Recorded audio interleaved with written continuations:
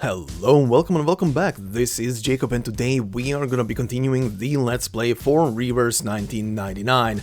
And of course, we're gonna be continuing with the Green Lake story, and probably with this part we're gonna be also finishing off the main event portion of this story. And then in the part after this, we can go and finish up this whole event with the last two stories here on the left, the old thief and One Flew Over the Old House. And then we can go back to the main story again. But yeah, Green Lake has been very fun so far. the first part that I covered last time in the Let's Play has been very fun. I love all the references to old slasher movies, the general breakdown of the characters, the last girl and stuff like that. All the tropes are present, and judging by the trailer at the beginning, there is much more to come, and I'm looking forward to it. And judging by what you guys were writing in the comment section of the previous part, this is, according to you guys as well, one of the more fun ones. And I agree. So far, this has been very fun, despite the fact that this whole thing is themed after, well, horror movies in general. And oh my god, it has so many Cabin in the Woods references. I mean, if I remember correctly, in the previous part, one of the characters literally said that two of the side characters drew away because they were trying to escape and they ran into an invisible barrier, apparently. If that is not Cabin in the Woods, I do not know. But damn, so many references in this thing from start and probably to finish.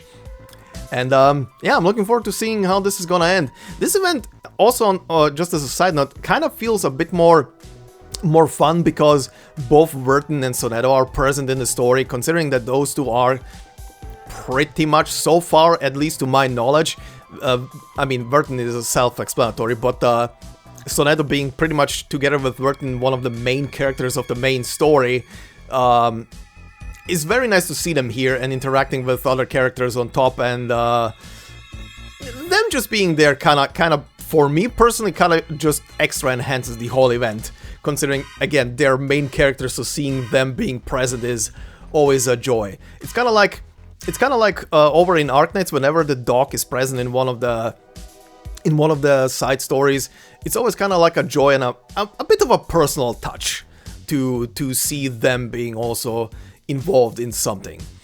But yeah, anyway, speaking of the comments on the previous part, as always, guys, thank you very much for all the comments and the likes that you leave behind. And speaking of, on the previous part, 2 Square said, and by the way, with that name, if you're not like a Square Enix employee or something, they should hire you. Anyway, 2 Square said, Sonetto being terrified of ghost stories but having no problems fighting a giant critter monster is very cute and very funny. Also, I forgot how foul-mouthed Blonnie is. The censorship working in overdrive this event. Oh, yes, the censorship. I am still confused. Why the word pants? The word pants had to be censored. I am still confused. If that was some kind of in-joke, cool, but if that was an oversight, okay, whatever, it's just funny. Anyway, you continue. Also, to clarify the side events, each event has a main story and 2 character stories for each of the 6-star units of the event. They used to have minigames with them, but I think those were generally considered tedious by players, and so the minigame elements don't show up much anymore in recent events. For this event, it's probably worth noting that One Flew Over the Old House is a kinda strange text adventure that requires a lot of replays to see all the content. It showcases a lot of characters and character interactions, but in my opinion, it is by far the most tedious minigame they've made. Oh boy. Am I probably gonna have a lot of fun recording that and cutting that down in the next part, aren't I? But that's gonna be for future me, not for current me. But yeah, thank you very much for that comment. As I was asking last time, and you pretty much with this clarified probably how every single one of these side stories is gonna work in the future, and pretty much have given me a just self-assurance how I'm gonna be structuring these episodes. And essentially, it's more than likely for everything, unless they change something down the line, I'm probably gonna do it like I'm doing it right now with this one. 2 parts for its main story portion of the event, and 1 part to, unless they're gonna be super long, one part to compile the 2 stories of the 2 6-star characters that are in the menu with them. If every single one of the events, when they reintroduce them back in here, is gonna be structured or presented in this kind of fashion, I'm probably gonna do it in the same way that I'm doing right now. So thank you for that comment, that pretty much clarified it. Others have also pretty much corroborated with that, so I'm very self-assured at this point that that is gonna be the case. I also saw that, so thank you very much, 2 Square, for that comment. I also saw one of you brought up that the cowboy chick that I was asking about, I can't remember the name right now, I think it was Argus, I think, is gonna be available soon to summon. So once that becomes available, or rather she becomes available, expect that to be part of the Let's Play again. It's been a while since I pulled for, who was the last one? Jay? Yeah, Jay was the last one. So that's gonna be a thing. Yeah, looking forward to it. But anyway, for now, how about we continue with our story and see where we end up. I think, where did I end up? Here. Well then, let's see. Hoarding Obsession. Oh, a meeting of collectors. I was like, wait, are they gonna only write for story recommended inside level? No. A meeting of collectors. Okay. Well, let's see. Oh god, yeah, I forgot the beginning of this. Always reminds me of Creepcast. Anyway.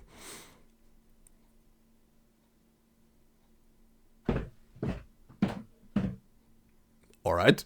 A warehouse filled with bizarre little items.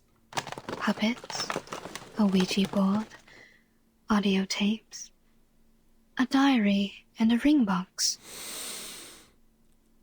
If she reads the diary, if that zombie family pops up, what was the name? What was the name again? The Buccaneers, something like that. Oh my god! Please make it absolutely Cabin in the Woods right now. To my forever love, Victoria. Oh god, she's reading it. Here lies my lifelong secret. In the summer of 1973. I took the life of a young lady. Oh god, no. Huh. Sounds like an intriguing story. Those kids will love it. Stop reading it. Stop reading it right now. The pity is, I find no teeth here. Good. Close the diary. Stop reading it. You need to watch Cabin in the Woods, and then you need to stop reading the diary. Do not touch anything in that basement. Outside the cabin. Good. That'd make another trap. The cabin is more safely secured now. Now, take these boards to the east side of the house.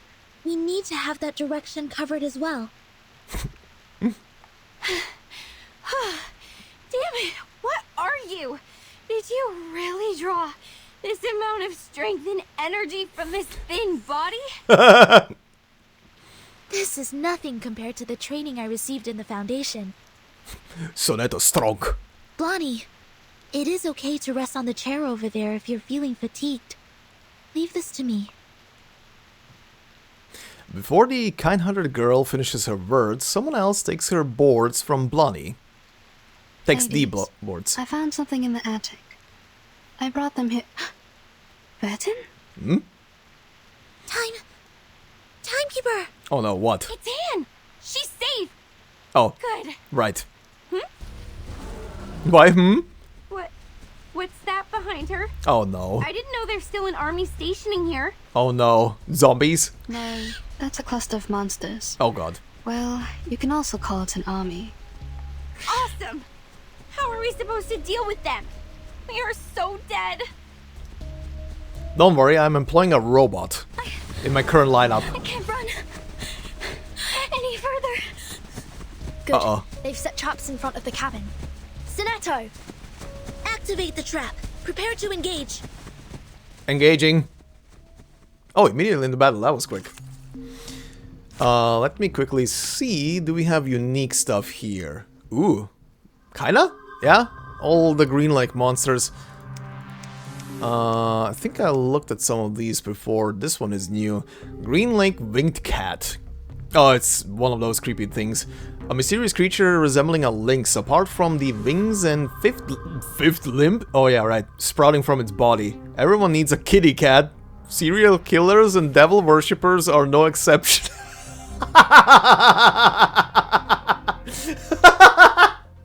Yes, this one fits in well. This one fits in well. Okay. Activated. Okay, time to say bye-bye, kitty. Ooh, a new note. Let's see. Or which one is this? Oh, that's the last one for you. A slip left by a monster in a trap. That's where the giant rock lives. A foul-smelling pool of water. An emerald on a silver ring. Where is that? Where is it? Organize? Meat cleaver. Axe. Meat cleaver. Naughty little trespassers. Okay. Sorrowful tale. Not good friends. Not kind-hearted. Uh-huh. Unhappy childhood. Okay. That's the conclusion. Jack plunged into the water. Sinking. Traumatic experience. Okay. The moonlight didn't shine that Friday. Misfortune had found a new home. Okay. Black Friday. Okay. Okay. So the final notes are meat cleaver, question mark, unhappy childhood, traumatic experience, and Black Friday. Okay. So you're done. You're missing one more. Alright. I do wonder what that is gonna do, but we'll see. White moss. Okay, story node only. Oh! My mind trembles at its ethereality. That's a word. Alright.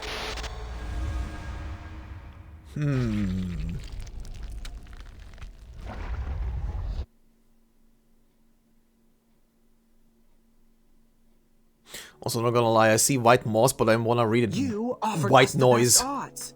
We have the last girl. Please Good? don't say that. I'm not that good.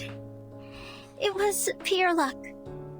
No, you are awesome. You struck away a knife with a branch and took the murderer's life with his own weapon. I can't be wrong with your Damn. play here. You are the last girl. I should have noticed this earlier. You are gentle, simple, and kind-hearted enough to put yourself in danger to save others. No one is more suitable for this role than you. This is your part. Good, good. From now on, I will stay right next to you because where you are is always going to be the safe place. That's her goal. Jennifer?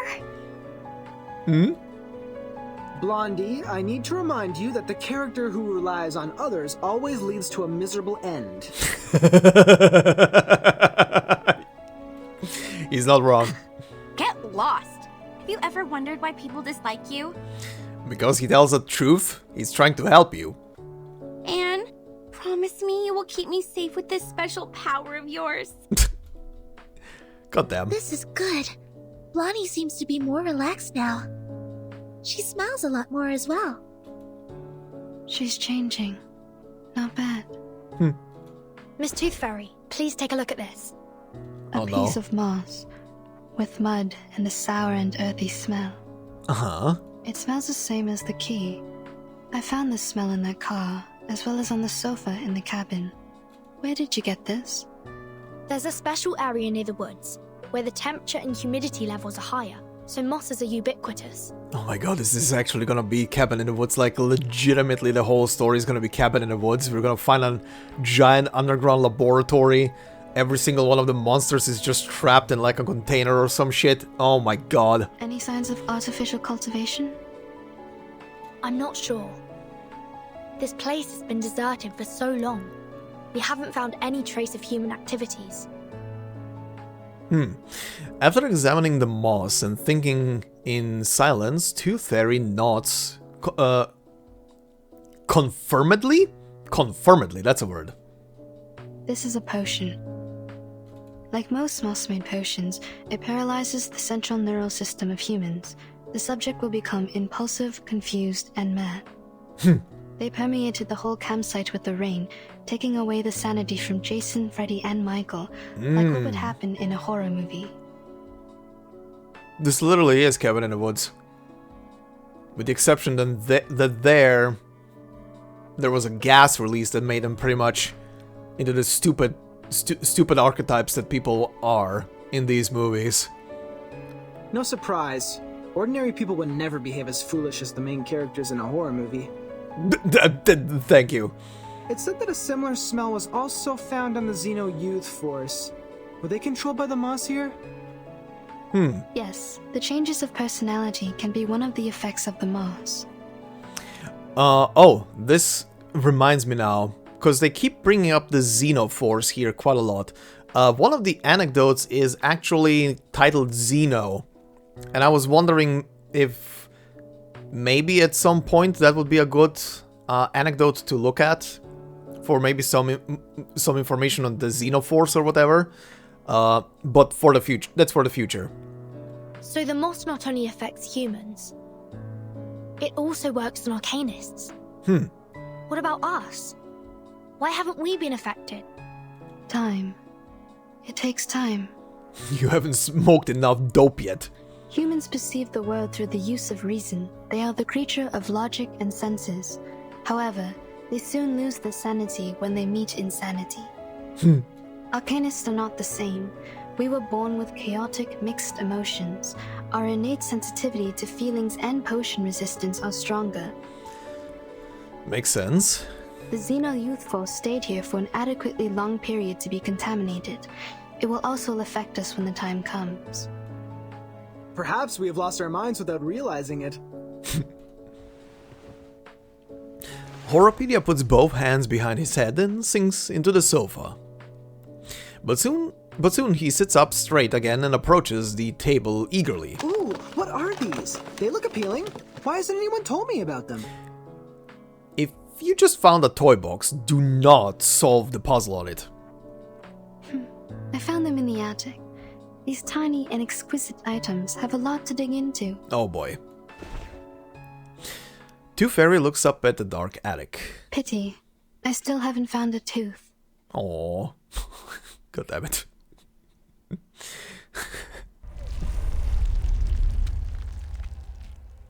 Alright. Ooh, okay, that has to be on the critter now, huh? You've had some success with your note collecting. Go check the results. Oh, no, this is a completely different one.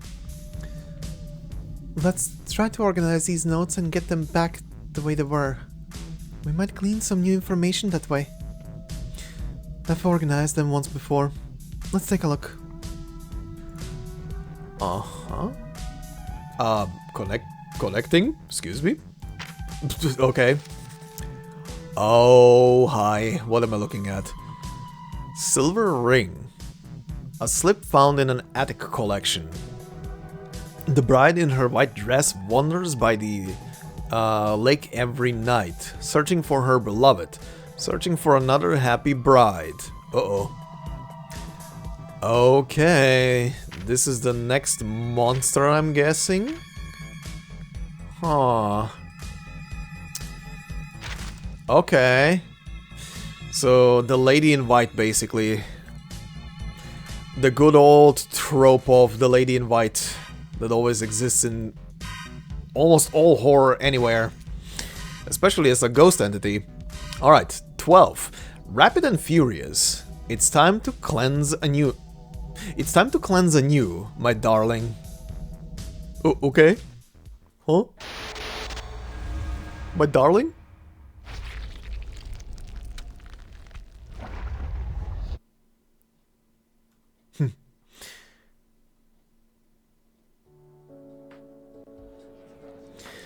The young staff of the Foundation are making deductions from the current situation. The city girl and the town girl lie on the sofa. They snuggle up to each other and fiddle with the clutter on the table. Look, they're trying to solve the problem, yet we can do nothing but fiddle around. Maybe I should have worked harder in college, so that I can at least understand a thing or two from the conversations. I mean, considering that you seem to be from an Arcanist background, maybe if you would have learned a bit about arcane stuff, you could have helped out around? Don't worry, Jennifer. I don't understand any of what they said either. You are not alone. I'm here with you. Aww. I'm not like you. You literally don't know anything. I remember when we first met, you asked if everything I had on me. You grew up here, in a small town in the middle of nowhere. It's only normal that you don't know anything about the outside world. Uh-oh. Uh-oh. I have a bad premonition now. Uh-oh. But I'm different. I've been to big cities, I've gone to college, I've read books, I pretended to be well adapted to this lifestyle. But in fact, I'm still ignorant, knowing nothing but empty pleasures. My hair color gives away who I am. I'm a silly blondie. Don't speak of yourself like this, Jennifer. Anne sits up, frowning with anxiety. She raises her voice. You're not silly. You're smart. You make your own movie with the script you wrote by yourself. Oh, the tears. You're pretty and kind, and you're the best person I've ever known. Please don't hate yourself. Fine, I get it. But can you let go of my hand first? You're hurting me a bit. Uh-oh. Also, she's so attached to her after just meeting her. Considering the slip of paper I just went over. Uh-oh. Oh, sorry. Are you going to be okay? Shall I get you some ointment for these red areas on your hand? Uh-huh. You're funny. I'm not some glass doll that breaks for being held too tightly. Oh, I can barely breathe. You were great fun. You're smiling. Did I make you happy? This is good. Uh-huh. Why am I terrified all of a sudden? Find me weird? My the attitude blush. changes so rapidly. I've been mean to you for a long time, and all of a sudden I start to follow you around and try to use you to survive from this. Weird? What's so bad about that? Even if you're weird, it's a good kind of weird. I like you. Staying by my side. Uh-huh. Even if I'm a benefit-driven fence-sitter who immediately embraced Arcanist after being ditched by my human friends? Jason and Michael shouldn't hate you if they knew you better. What is your development right now? I'm all for it, but what is happening? The laughter makes her tired. She lets her body fall on the sofa. Oh. Aww. You seem to really like me. That is adorable. Also, what was the sentence? Her head leaning on the shoulder of that small town girl. You would jump off the car to rescue me. You protect me, praise me. You would even be happy because I was happy. Uh-huh. Because I've never seen anyone as pretty as you are. Uh-huh. You're special. You're different to the rest of us. Oh, stop. I will not be embarrassed for these nice things you said about me. I've heard enough of them throughout my entire life. Listen, I'm very sorry for mistreating you, and I'm grateful that you came to save me. Aww. That is very nice character development. I will reward you with a secret. My secret. Do you want to hear it? Absolutely. Anne's green eyes are filled with sincerity, shining like a puppy's. I'd love to. In fact, I don't hate horror movies. Well, look at you, you nerd. This is the diary I found in the attic. There were many other things, like a full warehouse. I actually liked them a lot when I was a kid. I spent most of my time here, in Green Lake Campsite, writing my own horror movie scripts on paper. Oh, the diary is hers? The handwriting is pretty childish, so the writer might be around 8 to 13 years old. Some of the narratives are straightforward, but the story itself is very creative. Uh-huh. But later, we moved to another town. Oh,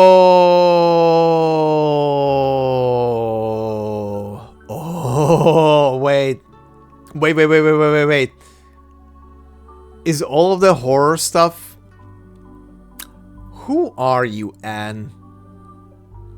Is Anne some kind of entity that found the diary, read it, fell in love with the stories in there, and created all the horror tropes that were written in there? Ooh, okay, hold on. That's just a theory right now.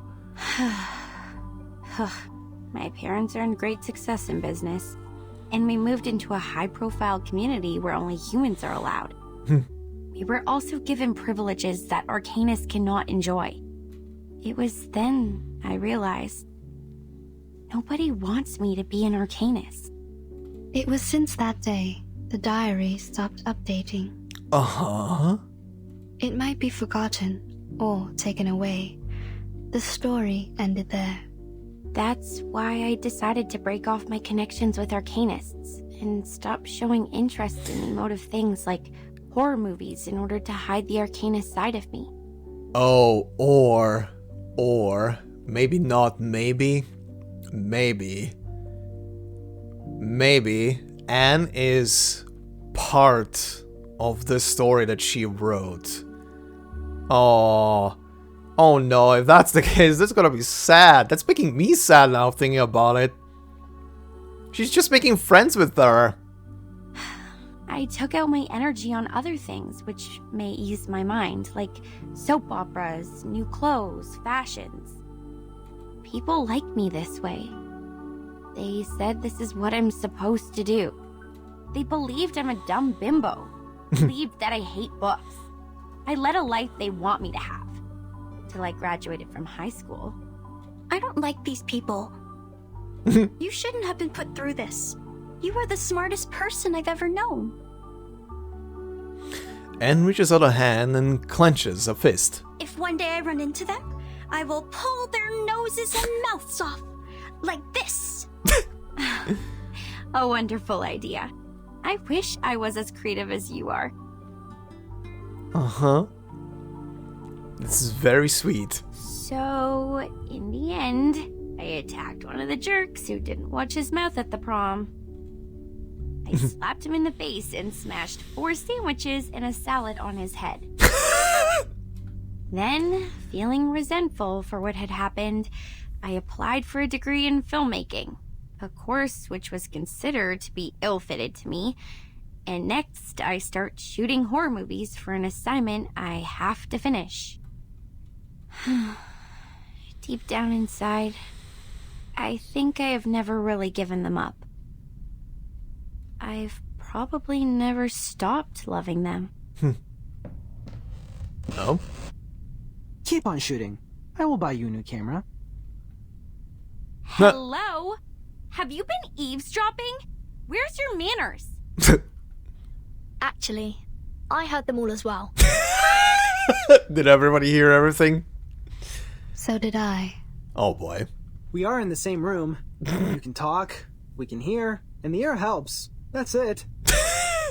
Well, we are all here, paying attention to your voices. We heard everything you just said. Oh boy. Oh, that's embarrassing. Tooth Fairy walks up, gently putting a pink diary on Blondie's knees. I think this is yours. Now I should hand it back to you. Yeah? Where did you find it? I haven't seen this for a really long time. Attic. A reunion after a long separation. Blondie opens the diary carefully. I used to do some Arcanist tricks with it, but I have lost control over my power since I threw it into the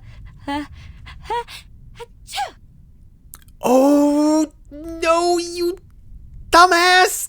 Am I right? Blondie suddenly gives a shiver, perhaps because she is touched by the diary, or perhaps because of something else. She raises her head and looks around. Aren't you guys cold? How come it's so chilly? Hi. A gust of cold wind along with a bit of rain swirls into the cabin. Outside the open door, a wedding ring hangs in a bottle, reflecting light ominously. Uh-oh. That ring. Wasn't it on my finger a minute ago? Watch out. Something is approaching. Oh. Oh, no. Oh, boss battle. Bride of May, a ghost that roams the forest, a silver ring, a bouquet, a wow. Ah, a gently swaying coffin. Sorry. Oh, and a bunch of zombies. Ragged Groom, the custodian of the cemetery, a new button, a family affair, a lie. Ah, sweet retribution. Oh, good lord. This trial is mine to judge. Hi. Don't you look lovely? Okay then, To the right. how about you first? Charging. To the left. Listen. Target confirmed. Shell. Damage. Shine. Calm down. That's fine, they come back. Yeah, I'm out leveling you guys. Do not worry about that at all. Loading. Just A tooth for a tooth. get deleted. To the right. Eliminate target. Ooh, she lived. Oh, she didn't. More zombies. More zombinos. More targets. Charging. Loading. An eye for an eye. Faraday's miracle. Barrage.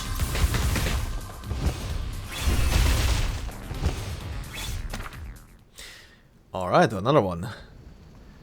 A slip worn on a groom's chest. So touching, so sentimental, so moving.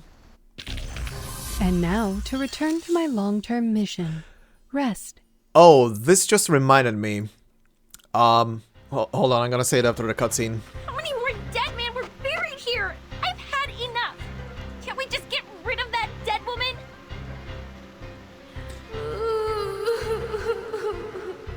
Oh, hi. She's approaching. This is a good chance to... Holy shit. Ugh.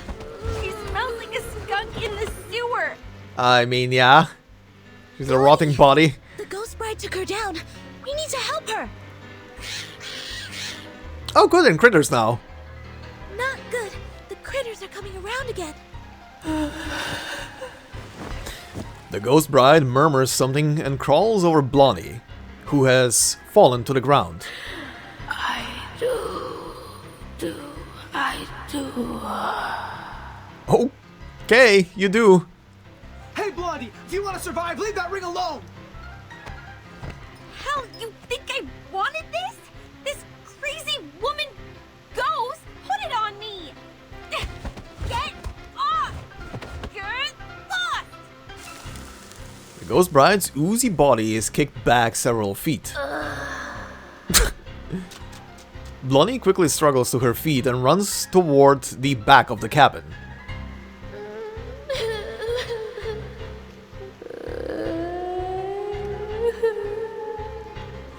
Oh boy.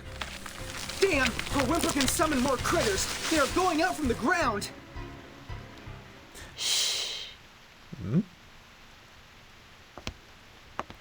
Shaking her head, Tooth Fairy walks to the center of the monsters.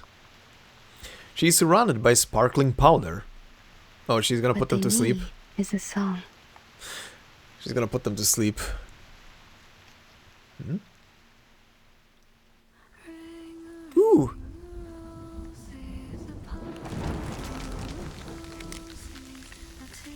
This Tooth Fairy singing. Miss Tooth Fairy, behind you! Jeez, what on earth is that? What the hell? What is it, do you think? Of course! A good surprise! Oh my god. The demon car. I didn't know I was a talented driver. Wow. Wow. Well, that's a reference now. Once we get out of here, I'm gonna get myself a driver's license. Within 30 seconds, you crashed over every critter in our sight. I don't think you are qualified to be a driver. No, that's not the point. Where did you get the car? Pink lines. This is drawn with an oil paint pen. This is her arcane skill. Mm-hmm. Your arcane skill restored pretty fast. Seems like you've accepted your identity. Maybe that, or maybe because I retrieved this diary. I feel something has changed inside me, making me a bit hyped. A good try. Please keep up with the feeling. That song you just sang, can I take it as a gift? You mean...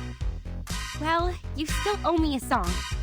Please, I want a song from you. Sure, take it as a gift. Huh? For making progress in life, and for your courage to embrace who you truly are. Thanks. This is my handkerchief. Take it, wipe your face. Ah! Well, the hammer woven with pink graffiti horns and melts in the rain. Lonnie stumbles backward. It's a misjudgment of her own arcane ability, a mistake commonly made by rookie arcanists. Did you just get a bit woozy from putting up a big scene to the rescue? I didn't. He's so smug. Okay, yeah, This goddamn nerd. What are you doing? I know the rules of social courtesy. You just saved my life, so I won't embarrass you by telling others you just overestimated your ability. Oh my god. Horrorpedia shakes his hand, a grin spreading across his face. If you are willing to take advice from me, I would say don't overburden yourself. This guy. This guy. God damn him.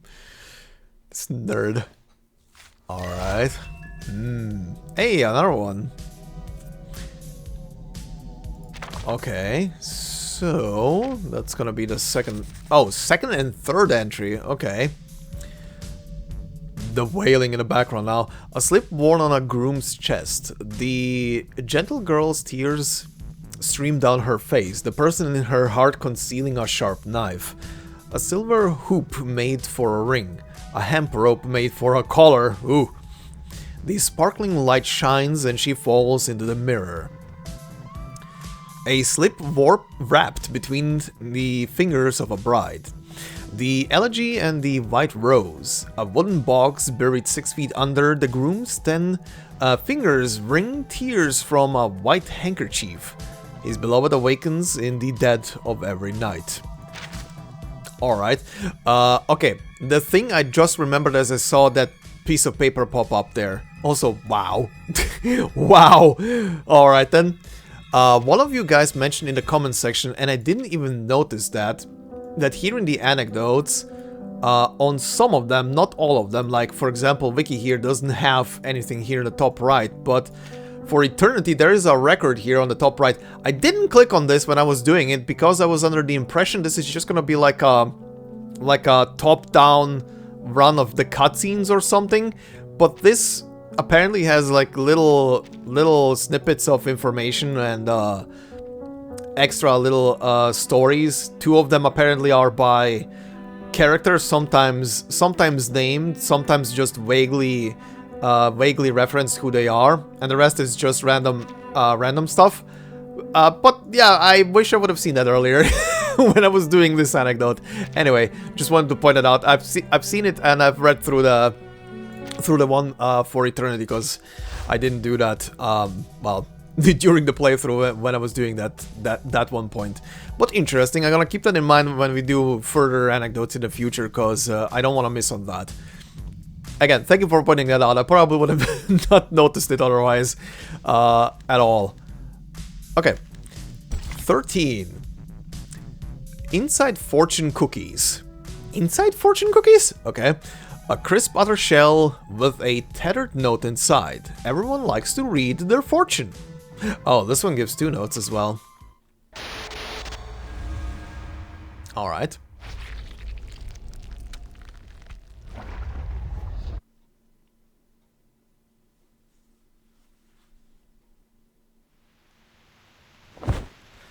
The ghost bride's flesh and wedding dress smashed to the ground, emitting a beastly stench and turning into a pile of black fur. Oh? There's a note hidden inside, just like the one found in the butcher's corpse. Someone is passing messages to us through these notes. If we defeat more monsters, we will get a clearer picture of what's happened at Green Lake Campsite. This is the all-time favorite trick of the plotter.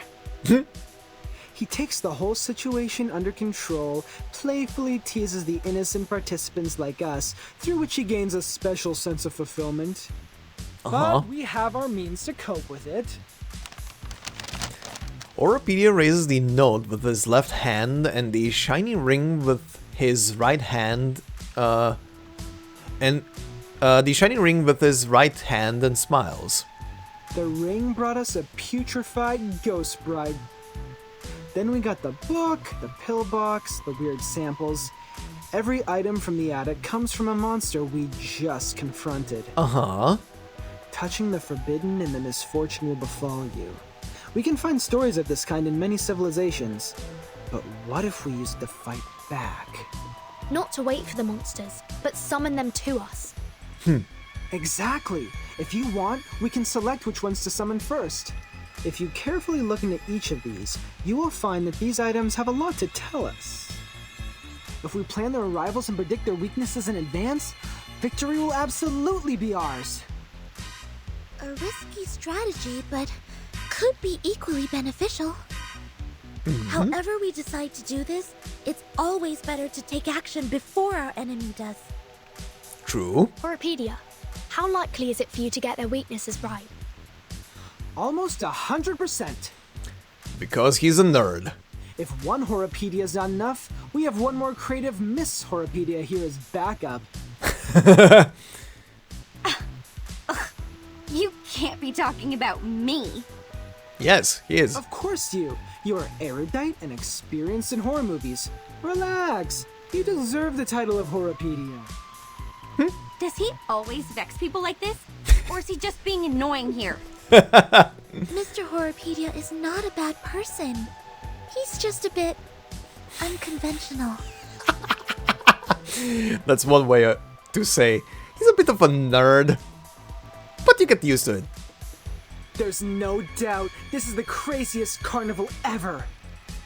The delirious fog, the attic filled with curses, the rainy night and the countless monsters.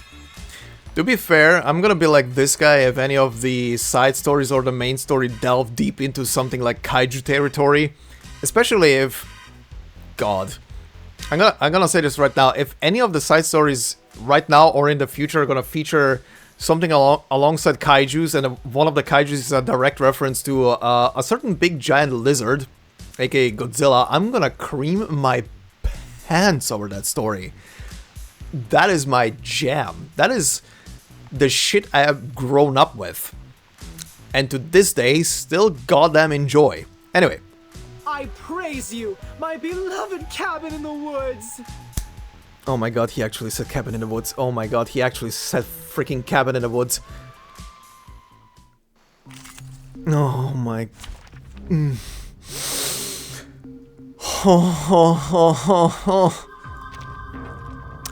Okay, just the normal critters. Let's deal with them. Embrace rather than resist. He actually said cabin in the woods. Oh, wait. This sneezing critter specimen has been standing here for over 100 years. Ew! It's just like... Like what? Oh, never mind. My dad had a business partner. An old money, you know? who had a real wonder room in his mansion? I was 7 back then. His son wanted to show me his so-called masculinity and took me to see his great-grandpa's collection. He thought I would be screaming when I saw the freaky two-headed snake specimen, but he didn't know that I was a freak myself. We are the people who live between the world of humans and Arcanists. These things happen. I can imagine that. Anyway, at least I got to point out that his teeth were chattering and that made him cry. That was fun. Totally worth the scolding from my father. Nice. Think of it that way. It's not that bad to be a freak. Who knows? Maybe. I'm glad you say so. Watch out. They're coming. Alright. Time to delete them. Put that aside. Tell us Oh. the story you wrote about that specimen. You must have written one about it, right? I would like to hear it too. I'm sure it will be interesting. Seriously? It's written by a 7-year-old girl.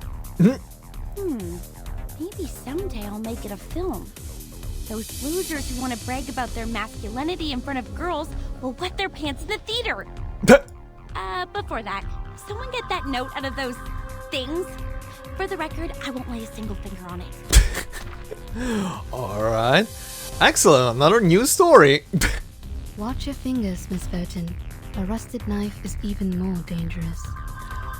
Yeah, tetanus. Thanks for noticing, Miss Tooth Fairy. If this thing has something to do with the Butcher, we may predict his weakness through it. You're getting better and better at this, Vertin. A simple logical deduction plus some movie knowledge. Bang! This guy. Oh, this guy. Such a nerd. Love him. Oh, my dear GS003 Silver Bullet, I will give you a kiss. By the way, did I mention that it actually doesn't include any silver? I barely had any chances to test it.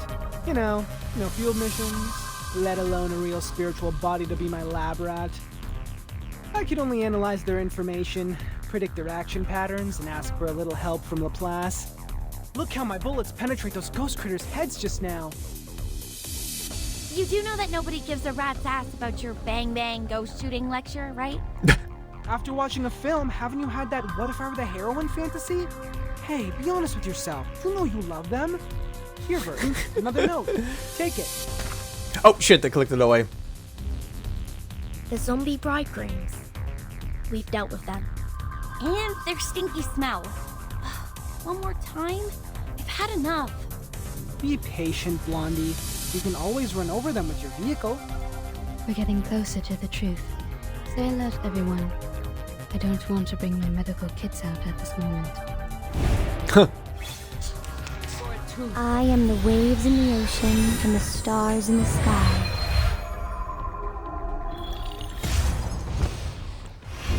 The words written on this love letter are smudged by rain.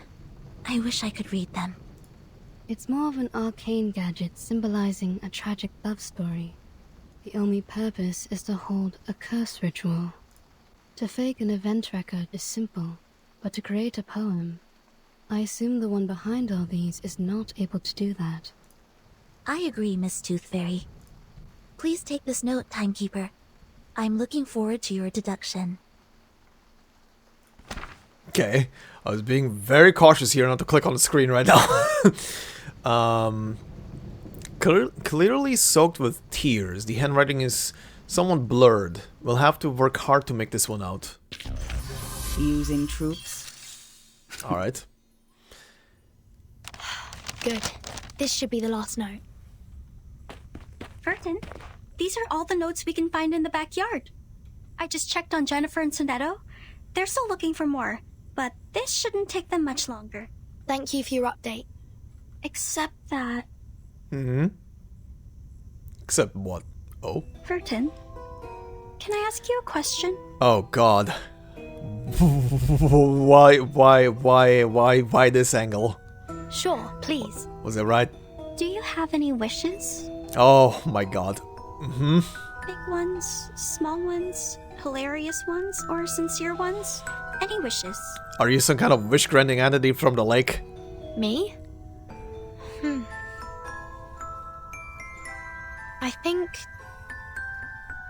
I currently don't have any wishes. Not even for the most trivial things? Like candies, a good rest, or a soft bed? My life is good enough without them. You look pretty shocked.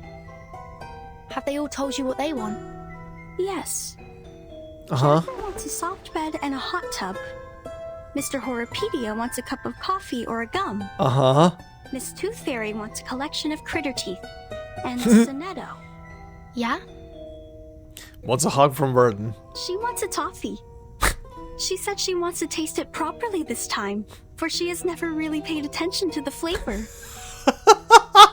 Once we get out of here, Alright. their wishes will soon come true. How about you, Anne? What do you wish to get? Uh-huh. What do you wish to get? Me. Yes, you. You wish granting entity, whatever you are. Anne seems to be shy. She scrunches up her chest and scratches her nose lightly. It is a secret. I can't tell you now. But I will get you some presents. I don't have many friends, and I really like you. Oh god. Uh-huh. Great! Timekeeper and Anne, you're here! We have found every piece of information we can. We can start cross-examining them any minute. Mm-hmm. I get it. Let's go back. Have you noticed? Hmm? Noticed what? Anne reaches out a dry palm and points to the moon. That... the rain has stopped. Yes.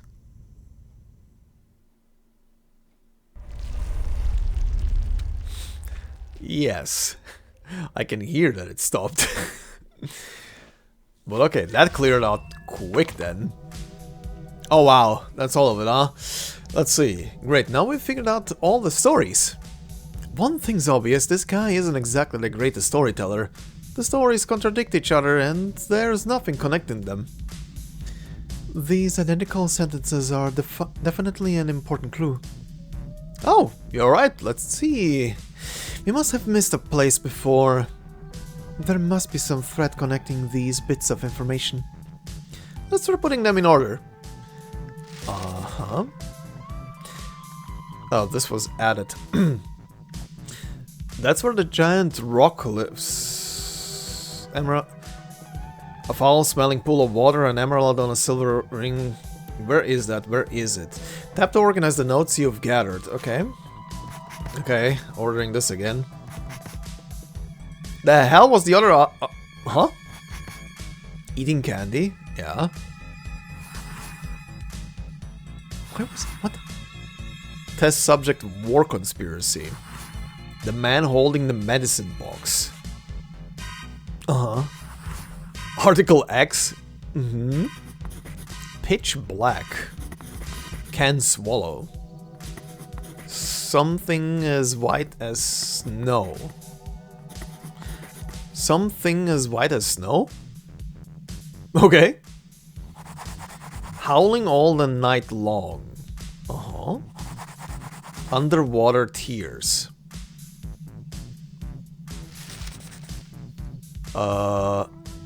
Okay, I do want to read those two as well, but give it a moment then. Searching for her beloved. The grooms. Okay, bride hunt, yeah. The sparkling light shines. Sparkling water. Mm-hmm. The elegy and the white rose. Rosebuds. Elegy and the white rose. Okay. 10 fingers ring. 11 fingers. 11 fingers? Okay, hold on before I read your stuff. A slip dropped by an enticed critter. She visits him at night to fulfill the oath they made, taking his 11 fingers and carefully placing rosebuds between them.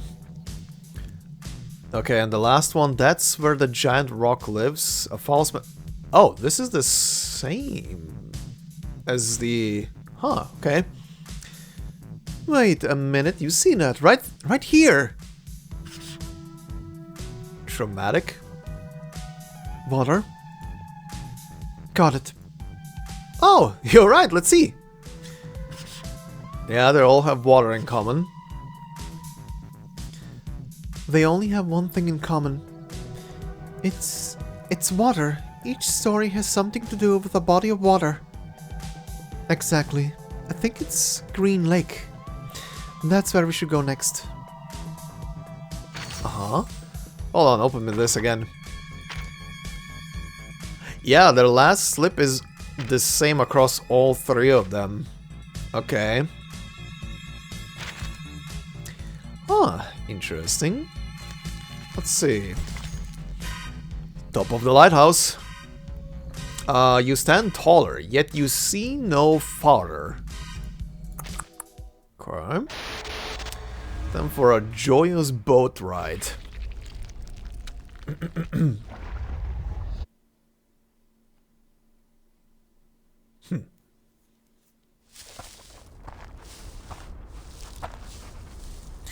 The humid green lake is shrouded in mist.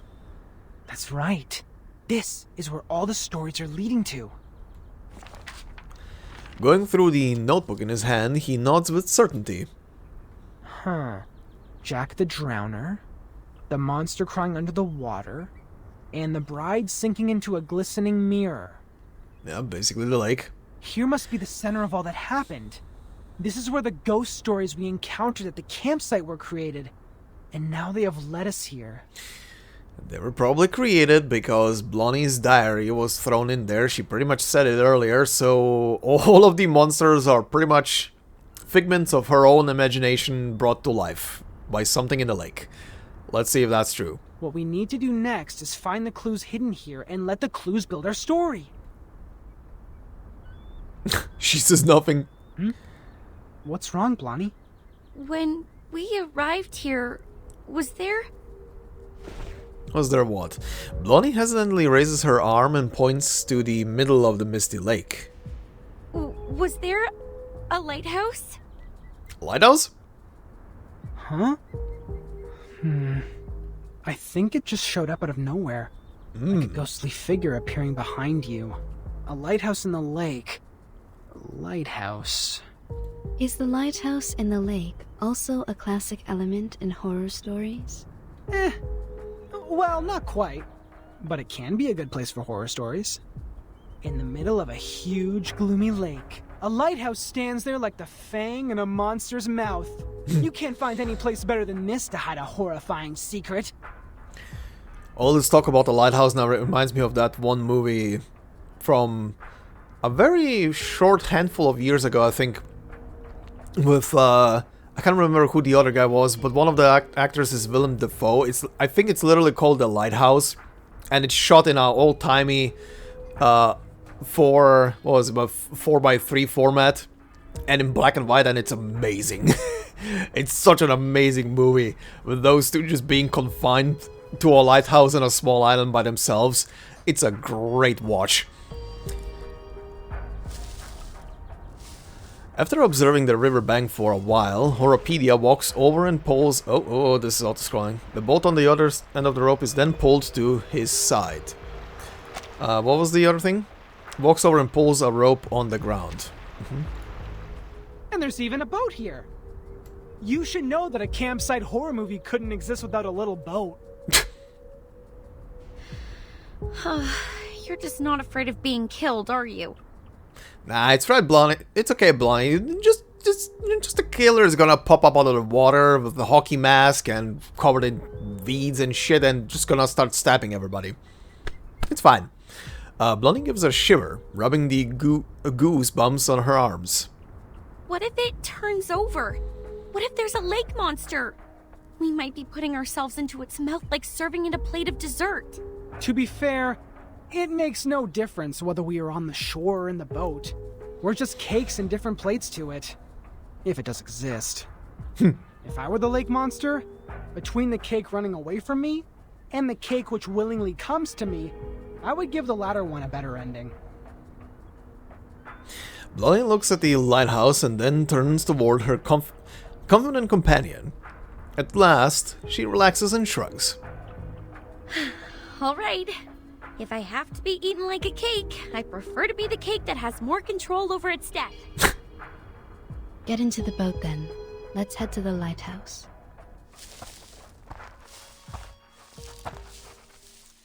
I swear, if one of you makes a reference of we need a bigger boat. Oh, lighthouse. Huh, a normal lighthouse. Not even a bloody handprint is found here. Well, I'll be damned. He's so disappointed. Feeling disappointed, Oropedia stands straight and gives up being a sneaky adventurer. The reality is not as sensational as the stories. Just like the permanent teeth loss can't rival the latest and most frightening curse for excitement. This is not just an ordinary place to me. I've never seen this before. Oh? I used to come here every day, reading novels by the lake, but I've never seen a lighthouse here. It just shows up like a ghost, followed by a series of mysterious, horrific events. Blondie shivers in fear and stays close to Anne. Timekeeper? Please, come and take a look at this.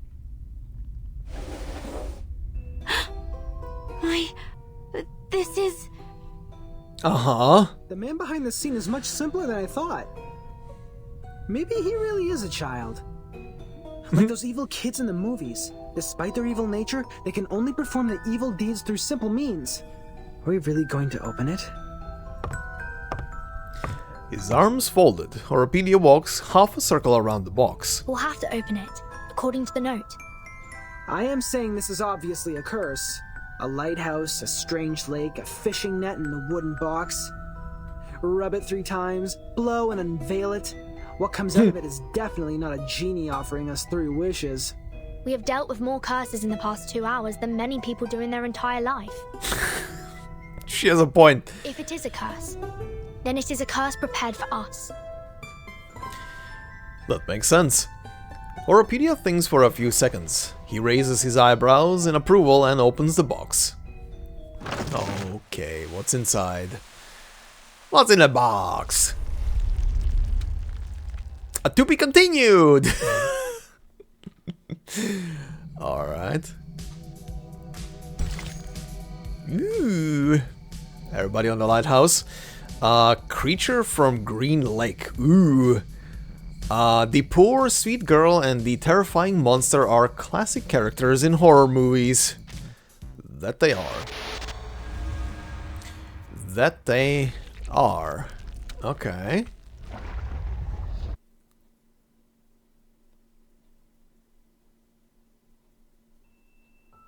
Ooh. Today, I'm going to read you The Frightening Hunter. I wrote it yesterday.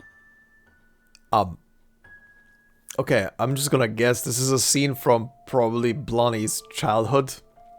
Jennifer. Read it. Right. Read it. Dear Suck Pup. This is the story of a hunter. The hunter is tall and muscly and of great frame. He can twist steel rebar with his bare hands, and no one can lift his arms up by a hair's thickness and escape from him. The hunter lives in the campsite, deep in the woods. He would slaughter every living thing that breaks into his territory.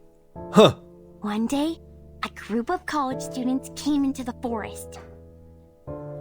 They enjoyed their time there, drinking and dancing. When it comes to the night, the strongest of them disappeared. Oh, where did he go? The hunter killed him! He hung the boy's head on the tree and turned to the girl with the blonde hair. Oh! She also soon breathed her last breath. The third victim is the clumsy short guy, followed by the nerdy tall guy. At last, the hunter came up to our protagonist, the kind, naive girl. Protagonist? Oh, cute. That was the first story she ever told me. An intriguing, interesting story. Oh. Oh. Oh no. Oh, she she poured her Arcanist ability into the deer puppet. Oh. Didn't she? This is the story of Jessica. Did the deer puppet come to life as Anne? How nice, you're here again. It's been a month since you last showed up here. Oh. Just like the character we've seen in the movies, she's a kind, introvert, virtuous girl. The friends of hers took her to a beautiful campsite next to a lovely lake. This would be the perfect place for a swimsuit party. You've grown taller. Can you get up so I can see better? What they didn't know is that deep in the water, a defeated, evil army is in hiding. Why are you frowning? Countless demonic war beasts were roaring relentlessly to be unleashed, and an evil plan has been hatched. A massacre was about to take place. What can I do to make you feel better, Jennifer? Oh. Yes, a nightmare indeed. Jessica ran as fast as she could, kept pushing herself to go faster and faster until her ankles could not support one more sprint and she rolled into a muddy pond. The monster with dark fur and a bloody mouth was right behind her. Then... Wait, let me hear that again. This is sounding like a real story all of a sudden. Countless demonic war beasts were roaring relentlessly to be unleashed, and an evil plan has been hatched. A massacre was about to take place. On Nightmare Lane, Jessica ran as fast as she could, kept pushing herself to go faster and faster until her ankles could not support one more step and she rolled into a muddy pond. The monster with dark fur and a bloody mouth was right behind her. Are you crying? Jennifer? Good lord, what's happening with you? Jennifer! We gotta go! Where are you? Oh no! It's Mom! I'm here! I'm here! Oh? Yes. So you are crying, Jennifer?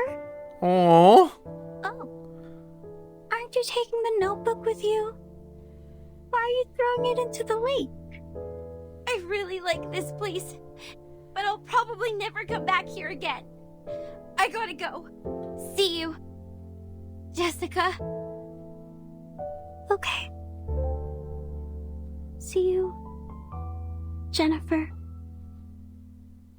Oh? That was the last story she told. I didn't understand what she meant by see you, for she has never actually seen me. Mm-hmm. After that, I also haven't seen her for a long, long time. Feels like for ages. I went through every corner of the campsite and collected every item I could possibly find, making stories out of them, one after another. But who is there to tell? There's no one in the woods anymore. At first, I spent my days with my furry friends. They were my loyal listeners, and I taught them how to act and behave like the monsters in the stories. Okay, actually, let me reanalyze this whole thing. The sock puppets are just an analogy, just a visual tool. The blonde one was literally young Blondie. And this one is just a deer. We played the stories one after another. It was great fun. But the stories got old. No exceptions. This is when those young people came into the woods, like the protagonist in our stories. They arrived with their friends, and each of them have different relationships with one another. The Xeno group, probably? We had a good time. But I would think about Jennifer a lot. When I started to believe that I will never see her again, she's back. Oh. She came back with many people who I've never met before, as well as a camera that I have never seen. That's why she has no idea about anything outside of here, because she is just one of the denizens of the woods, or something. Also, yeah, the sock puppets are just a visual tool to represent all of them. She was here to make a movie, which is a word I used to hear a lot from her. I understand it to be kind of a story that could be stored in a box. No wrong? I'm glad that she's still passionate about horror movies, like what I have been feeling in all these years. They were short of one actress. And I know what that word means. A brilliant idea came to my mind. I joined them. Oh. I was like the monster in the stories that hides in the group. She will be so surprised when she finds out what I did. Oh god. However, an accident happened. There were other people in the forest. Oh, misfortune. What a misfortune. Uh-huh. Them just dying is a misfortune? Uh-huh. Jennifer was upset. She got into a fight with a strange man. I called upon the rain, bringing these people into my story too. Uh-huh. They accomplished a good story. The man who knows a lot about horror movies. The woman who is always calm. The woman who seems strange. And the woman who smells like a puppy. They are all very interesting people.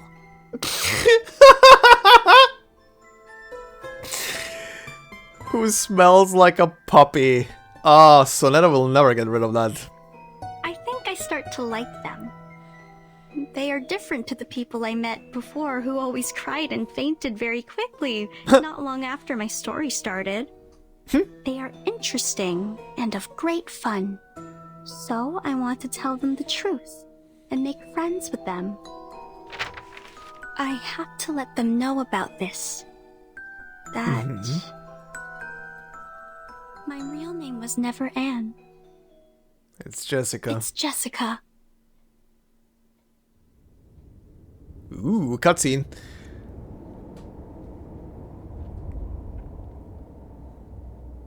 Hi.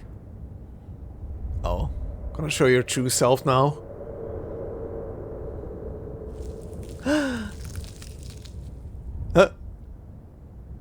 This is the last surprise I prepared for you. Now, enjoy!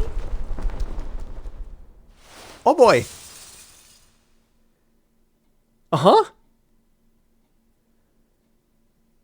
Anne! She jumped! Holy shit. Blondie! Watch out for the critters! And battle. Okay. Damn. That was a cool little reveal. Green Lake variants of these things now, huh? Olitiao. Green Lake version. A flying critter endemic to Green Lake. Terrified of encroachment by outsiders, it does everything in its power to protect its habitat. Okay. Embrace rather than resist. Okay, time for the fight. Oh, no, actually, not finale. What am I talking about? It's 18. Monster Designer. Ooh, what the hell is that goop? Huh? What's that purple goop there? Slicing and stitching. New scratches and old sores. My flawless creations.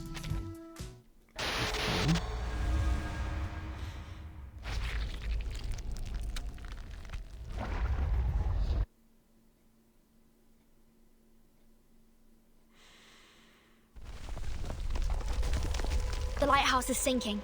Everyone move and leave now. Anne! She's fine. She was the last girl. She was our only means to survive in this horror story, and we have lost her. No, she was never with us. Bloody murmurs, staggering slowly. I'm to blame. It's me who created such a girl in Green Lake. A girl who restrains people and treats them like toys. Calm down, Blondie, calm down. I can't. She almost bursts into tears. It's too late, Tooth Fairy. We have lost all the cards. We still have a chance. You don't understand.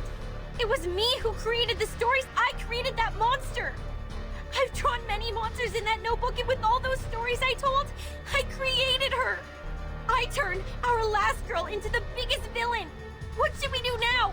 How are we gonna... Not gonna lie, I do enjoy the twist of the last girl in the horror story being the actual villain of the horror story. That's a cool little, cool, neat little twist on the whole perception and genre of it. You are right. This is the story created by you. They are all created by you. It's your story, your monsters, your past, your arcane skill, and your identity as an Arcanist. They all belong to you. Yep. Belong? To me? Yep. The ground shakes again. The critters are crashing against the glass window irritably. The monster born in the bottom of the lake, the butcher, and the pathetic bride. They all came from you. It was you who taught Jessica how to make a story, how to create all of this. She created them all, but you endowed her with such ability. She's the creator of these, and you are the creator of the creator. Damn. Everything in their sight is shaking and even collapsing. This is a page in your chapter. You created it, so you should learn to accept it, control it, not fear it. Defying is still walking forward determinedly, step by step. Don't run away, but face it.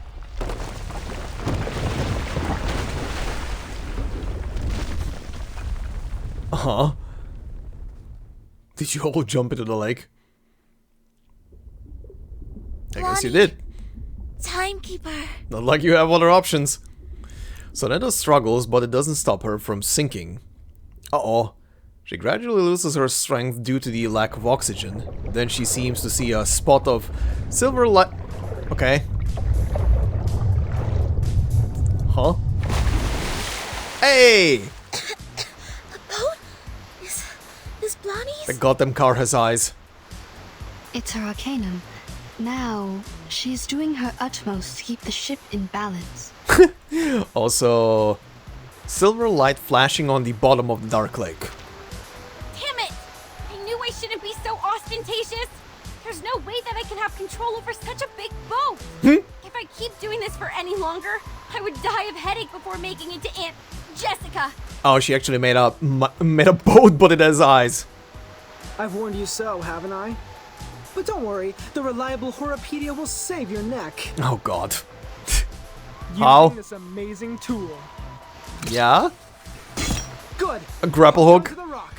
You might feel a bit seasick. Please try not to vomit. If you fail, at least don't puke on me. Okay, also the purple thing that looked like some kind of goop was the boat probably breaking down. Set sail and hold tight. We are heading towards the riverbank. As they move forward, the riverbank extends from a point to a line. In the blink of an eye, they have reached the bank. The critters guarding the bank are roaring together. Oh good. Time to delete them? I'm gonna guess it's gonna be the usual menagerie, yep. This trial is mine to judge. It is time to delete them. Alright, moving on to the next then, I guess. The new Exodus. And so the Red Sea parted to reveal the land? Oh, okay. We're going very biblical. Ah, she has ears.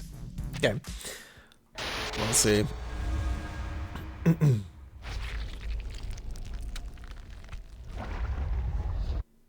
Why are we going very biblical over this one? Now that I think about it. Honestly, can't we just show her our sincerity and care? To share something from the bottom of our heart, to cure her agony caused by the antagonist's lonely childhood. Oh, there she is. Does she actually... I kind of noticed something in the in the background, but does she actually have a deer body? Just like I expected. Oh my, what in the Shikanoko is this? She's like a centaur, but instead of horse, it's deer. She looks very adorable though. With the flowers, especially the hair. What the hell? I like that she has a goddamn tag in her ears, like an actual deer in a preservative. Did you enjoy the story? Sure. Oh, I didn't give you any background information in advance. But it's okay. You will see a familiar face or two. I believe you haven't forgotten them. Uh-huh, sure. Just like I can't forget you, Jennifer. Uh-huh. Come with me. I've prepared you a new home. A home where you may sleep on beds made of soft moss and drink clear, cold spring water. Uh-huh. I will get you toffees, coffee, and so many teeth in beautiful shapes. What? You can even have mine if you like. Oh, okay. This is getting a bit too much now. You will stay here with me happily ever after. Till a time even I don't know of. Uh-huh. Jessica, let us talk. You've been thinking of me, haven't you? Of course I have. You are fond of me, as well as the stories I made, aren't you? Yes, I'm fond of you, Jennifer. The blush. The young girl takes a deep breath and tries to show a smile. Do you want to make me happy? I think so. I have made you happy once. Would you let me do it again? Do you like my story? Let us go then. Including Jason, Freddy, and Michael. Let all of us go. Why? Oh. You have made a mistake. You hurt people, and that is unacceptable. This is not funny. I was to blame for misleading you. I can't let you keep on doing this. Don't you like my story? Uh-oh. Yes, I like it very much. This is either gonna go super sad, as in emotionally sad between the two right now, or this horror story is just gonna up itself. It resembles a lot of the stories I wrote when I was a kid. You must have really liked them. So much that you would remember them, as well as me, for such a long time. I will not leave you alone again. I'll come back for you. Every year. No, every 6 months. I'll have more time after the graduation. If I make a new movie, you will be my first audience, like what we used to do. But I hate living by myself. Oh. I don't want to live like this anymore. I have no one to talk to. The friends I have here can do nothing but roar. I sing with them as the sun comes up, and wake up among them as the moon rises. Oh. Jennifer, you know, I used to have the same dream over and over again. A forest and a grassland. Not in Green Lake, nor any places that I know of. I can hear music that I've never heard before. After we met, there was you in that dream. You'd wake up in that dream with me, giving me a wreath. In that dream, I can truly rest. But when I wake up, I found myself in Green Lake again. Do I belong here? In Green Lake campsite? Or somewhere afar? In the days when no one is here, I always hum the melody in the dream. Quietly, waiting. Until my figure almost blended into the mosses. But I waited for too long. So long that you are no longer a girl, but a woman now. I'm tired of waiting for you. I'm tired of living all by myself. I was hoping that you may like my story. That you are different from all those people who always try to run away. Oh boy. The fog starts to surge, bringing a suffocating smell of grass. In the middle of the fog vortex, the dear girl approaches her targets step by step, her eyes glowing green. Oh. Oh god, are we fighting you? This is a boss stage. Oh, we are. A nightmare at Green Lake. Wow. Okay. A fairy that inhabits Green Lake. Oh, she's a fairy. Sweet and lithe. Such a loyal, fertile friendship lies in the dirt beneath a snow-white blanket of fungi. Aw, that is very sad. Everyone would leave in the end, but I don't want that to happen again. We will live a happy life by Green Lake, singing under the starry sky, telling stories to each other, and having a sweet dream on the soft moss. Program activated. Damn, she is tall. It's definitely a boss battle. The Nightmare at Green Lake can transform multiple times. Proceed with caution. For better results against enemies with high HP and continuous damage, bring a healing character into battle. Game, it's fine. Don't worry. Let me show you. Show me what? What are you gonna show me, Shikanoko? Oh boy. I'm kind of wondering, can I see her health? 22k. Okay. How am I gonna tell her that she's about to get pulverized? Charging. Let's be gentle with the deer. Kinda wanna see that bit of the battle. Target confirmed. Oh. No! Don't leave me alone. I'm sorry! Oh look, I still have so many stories to tell. We will have a good time together. The stories by the lake, the hunter hiding in the campsite. You'll like them very, very much. Right? Jesus Christ. Are we using the Return of the Monster plot now? Please, save me some lousy plot development. Lousy. What does lousy mean? Given that you're holding a knife, I'd better shut up. The one time he shows restraint. Alright, time to delete you. Also, Jessica, suggestion. Go with Blondie? Just go with her? I mean, if you don't feel at home in the forest anymore, just go with her. You know. Live? Okay. A tooth for a tooth.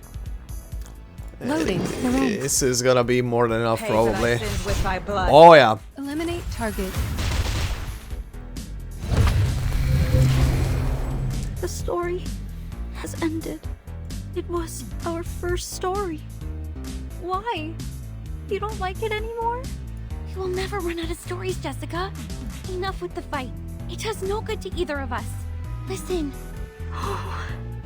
Oh. I will come up with more games and stories. We will live a happy life forever and ever. Oh, don't worry. Oh. I have prepared it all. Whoa. I have prepared it all. Holy shit. Jessica! Jessica! Be careful. She's still standing. You are worried about me, Jennifer. You are the best. Just like the protagonist in the story. That most beautiful, kind-hearted girl in our 13th story. Here comes the little bride, bloody and dressed in white. Now her story starts, followed by her friends in line. Jennifer. Jennifer. A pearl as pure and white as a tooth. What a shame. She is decayed to such an extent. Shine. Oh, Jesus. That hit her hard. Okay. Charging. Don't wanna go overboard. An eye for an eye. Faraday's miracle. I went overboard. Alright. Why? I don't want to fight the deer anymore. I will get you anything you want. My little buttons. The sweet fruits. The moss bed. The dew cup. Look.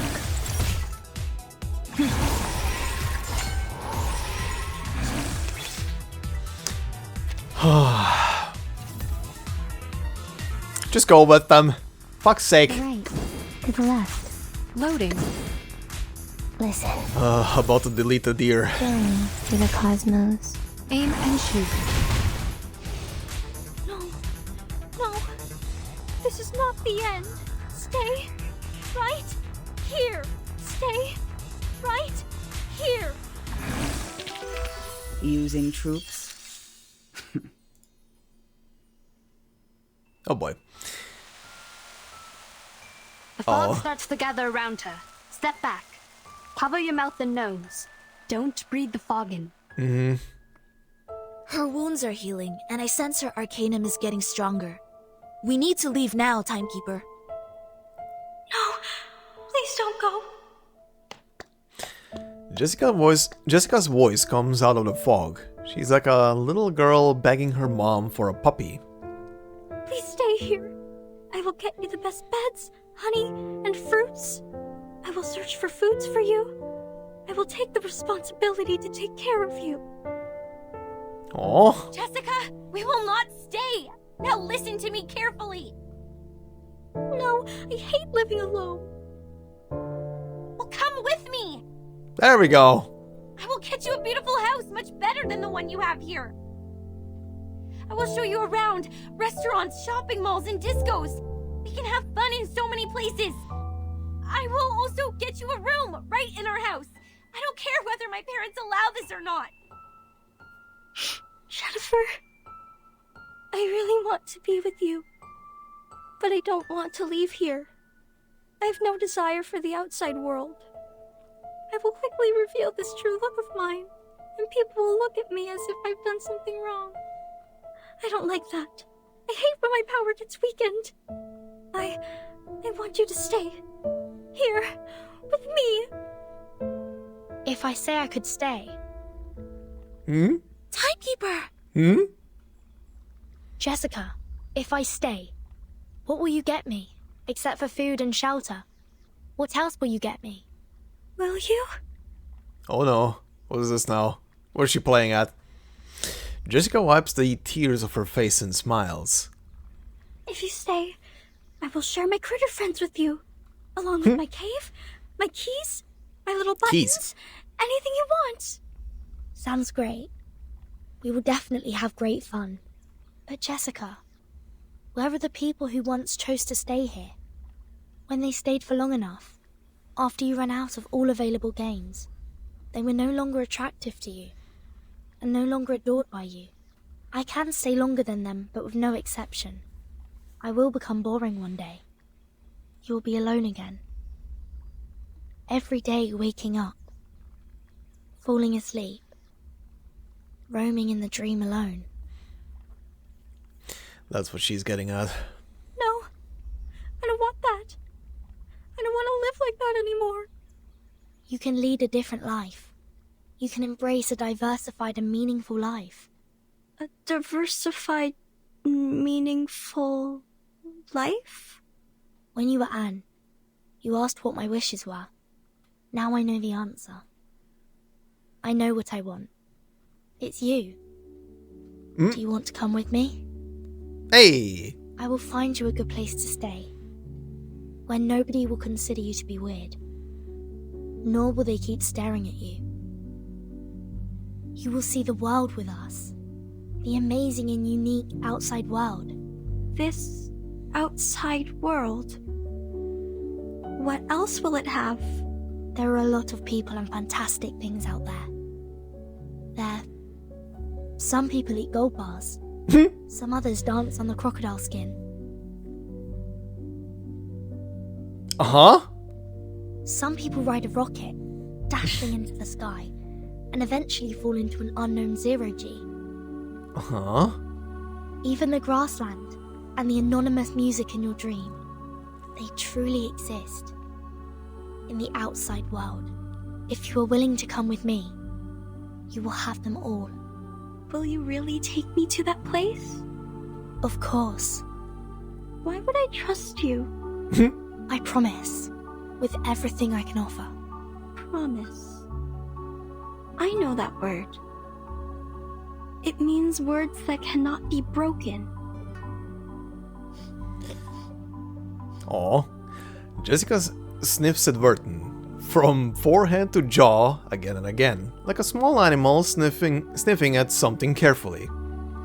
When she finally stops, she smiles like a happy child. I will make your wish come true. Aww. I like you. I hope you can be my friend. This is new. I haven't made a friend like you in a really long time. Okay, this is becoming adorable. Good stuff. Hey! The dear girl is holding a remote control. It's delicate, but very old. What's this? This is a gift to you. Press it. You will find out. What? I see. What's about to happen? The gift, or the remote control, makes a beep sound. Oh, it's turning day? This whole thing is... yeah, okay. The sky brightens up. Xenos members are coming this way. The night is over, and the fog has lifted. The horror story has reached its final act. They're here! Hey, come here! The medics are ready. Please, leave the injured to us. Captain! Captain! We found the target and are now carrying out the rescue. Over. There are no enemies here. Everyone here is a member of our squad. Please don't attack. Repeat, please don't attack. Oh, come on. Seriously? First we persuaded her with love and care, then we presented the Deus Ex Machina. Now we're doing this? This guy, shut up. This is the worst antagonist ever. Everything is so screwed. Commentators won't write anything nice for us. Oh, shut up. This was great. Well, if it were them to write the story, characters like me would always fail to live long enough to see the end. So I don't oppose to end this peacefully. But to end it like this... Oh, shut up. Embrace the fluff, you ding-dong. Aren't you happy? They did it, like what you said. Fuck's sake. Some emotional and comforting plots. Eventually, it shows us that love always wins. Miss Tooth Fairy, that was a joke. A joke to show you my sense of humor. Okay, good. A familiar figure approaches them. Timekeeper, it's great to see that you are fine. And Mr. Horopedia, Madam Z is waiting for you in the car outside the woods. Please, come with us. What? Madam Z? She's here? Oh boy. Oh. Ah, my wounds. Ah, how painful. Medics! Where are the medics? Oh, shut up, Peter Griffin.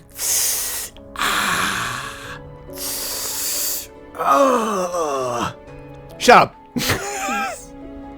Goddamn. This guy. People from the outside world. Don't worry. They won't hurt you. You might receive some training for a period. It might be a bit boring. But I promise it won't last too long.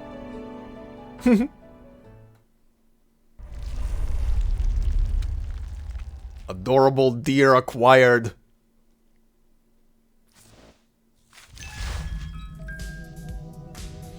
The Shikanoko is real.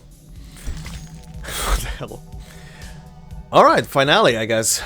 A cliché photograph. The first photo from behind the scenes, inspiring vitriolic critique and deep slumber. Alright, let's see this.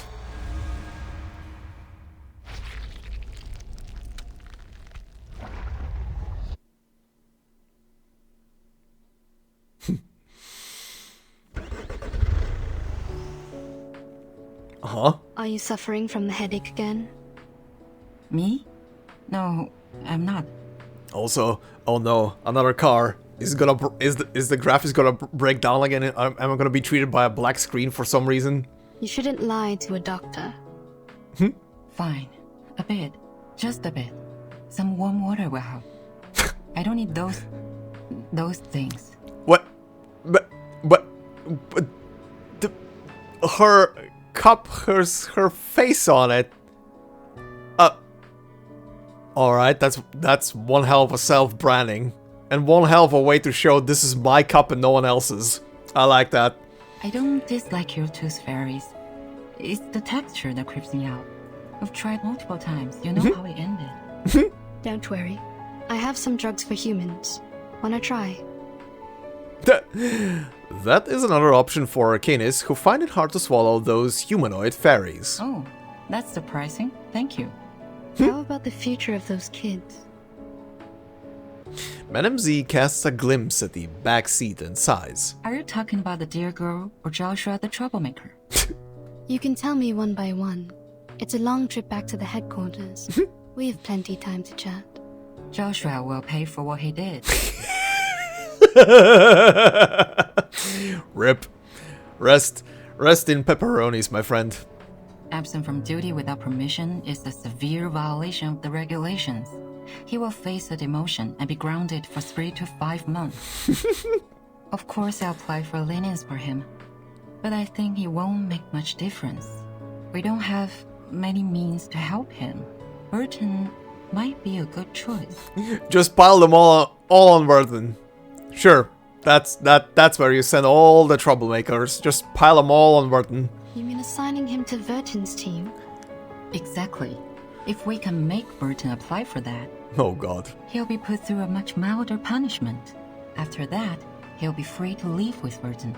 This is a good idea. How about Jessica, the dear girl? She's adorable? She needs to receive some education to become adequately socialized. Yeah. Based on her result of the amended Arcanist risk evaluation chart, this little girl is very dangerous. Mm-hmm. We rescued 9 hostages from her cave. 3 are from the film crew. The other 6 are from the student expedition team that went missing 6 months ago. Damn. The validity of that chart is debatable, for it doesn't have a sufficient number of questions to draw a conclusion. Yeah. When we arrive at the Foundation, we will give her a more comprehensive test. But that doesn't mean that she'll get a higher grade. We all know that the amended version tends to overestimate the exam needs. Can I visit her while she's in the Foundation? Of course. Chatting with someone familiar is conducive to embracing the community. You don't need to worry too much about her. We'll treat her the right way. The arcanum shown on her is of a very unique kind, and shall be helpful in many experiments. That's good. But I still have one more question. Go ahead, Doctor. Members from the Xeno also participated in the rescue. Did you call them to come? Yeah. This should have been their responsibilities. To be more precise, all of these problems were their fault. Not wrong. Are you talking about the missing of their youth force? What? No. But wait, what missing youth force? The myth that Xeno youth force disappeared overnight at the Green Lake campsite. Haven't you ever heard of that? No, never. Huh. Where did you hear that? Joshua told me. Mm-hmm. He's just a young man, impulsive and can tell a story from a fact. Why would you believe? Never mind. Back to the business. By the end of the 50s, Xeno found a bunch of critters with unique appearance in the woods near the Green Lake campsite. Uh-huh. Oh, backstory on Green Lake, okay. As they continued to investigate, they found a special moss in the woods that can trigger changes in appearance. Oh. In order to conduct further research, they built a campsite and held some camping activities as a disguise from time to time. The critters mutated and evolved very fast. Meanwhile, the town prospered and the nearby population soared. After several incidents of attacks on local residents by fled creature subjects, Xeno decided to move the campsite out of that area. That dear girl was neglected during the moving. She was left at the Green Lake and kept on secretly living there till now. Oh. Other critters that escaped have hybridized with the local breeds and hence created the new critters you've encountered. They more or less carry a lineage of changelings, which are very hard to deal with. But thank God you've brought this girl under control. Interesting. Okay. Jessica has been like their friend or leader. I think she's more like a leader, or even a master to them. Zeno conducted military training to the first batch of critters, so they are more obedient than others. Your Jessica is like their commander. Huh, interesting. She gives orders to the critters at the bottom of the lake through a radio hidden in a remote control, so that they act in precise alignment. Huh? So you knew the truth of the Green Lake campsite from the beginning? It was Zeno's idea to clean up the mess with the Foundation. They contacted me before... If you could have asked me earlier, like, before you depart, we wouldn't have to go through so much trouble. Yeah... But then it would have not been an interesting story.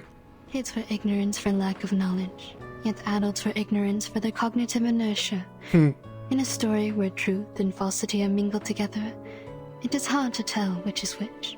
What did you say? Nothing important. Have you heard of what happened to my brother? Huh? Your brother? What happened to him? Do you know how his teeth disappeared? I don't want to offend anyone, but wasn't it because of the curse of the tooth fairies? Oh no. Uh-oh. What? What are you laughing at? Uh-oh. Nah, nothing. As for my brother, I will tell you more later. Oh no. Hush now. Give me my camera. Oh. She gonna make a picture of them sleeping in the back. Tooth Fairy turns around, leans over her seat and presses the shutter. Oh, that is adorable. What is the pose he is sleeping in?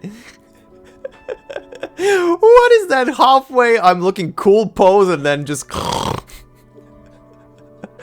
That is adorable. That's the end of the horror story, which is not that horrible. Oh, horrible though.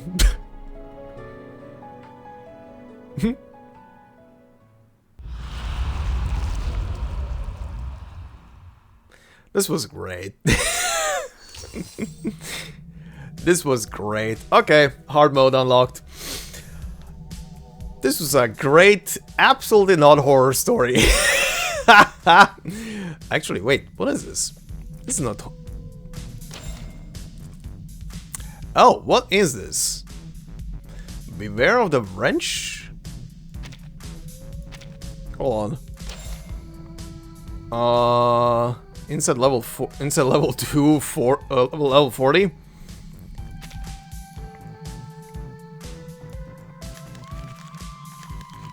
Oh? What are these? I see 3 of them? Huh. Okay, hold on. Maybe there is a tiny bit more before I say anything else. Let me just see what these are. Beware of the wrench. Inside 2, level 50. They gnaw at steel with a crunching sound that has bored its way into many a child's dreams. It's just gonna be battles? Oh, these things. Okay, let me quickly go through these and see if there's anything hiding behind this. Alright then, so that was just a couple of battles. That's fine. Okay, so this marks the end of this story then. I'll clean the rest of this event up in my own time, because I still need to go through the hard mode stages just to clear them out. But, story-wise, this was good, this was fun, and it had a great and wholesome ending. And, Shikanoko Koshtan Tan, I guess? What? Okay. Well then, I have nothing else to say. This was just great. This was just a great little story.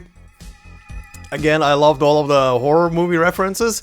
And like I said at the beginning, the other 2 stories, the other 2 things here, I will check out in the next episode when we round up this event. So this is not it yet for the Green Lake stuff. But when it comes to the main plot and stuff, that will be it for today. The rest of this video will be pretty much like before. It will be the 3 doors and the next part of the some nebulism ventures, and then we're gonna round up the video. So yeah, this was good. This is very good. I'm looking forward to seeing what the other two stories are gonna be about, and how this is gonna well end. And or rather, what else is gonna be in here? If this is gonna be very tedious, the one flew over the old house, like you guys said, God, that's gonna be a lot of cutting together. That's gonna be a lot of cutting together to see all the permutations. But anyway, that will be for next time. For now, enjoy the next venture into the three doors to see what the rest of Nikola Tesla's venture into that is, and the next portion of the somnambulism, and I will see you guys for the outro. Until then, enjoy! Okay then, let's see. The history of the gears, the third one. Let's see how Nikola's adventure ends.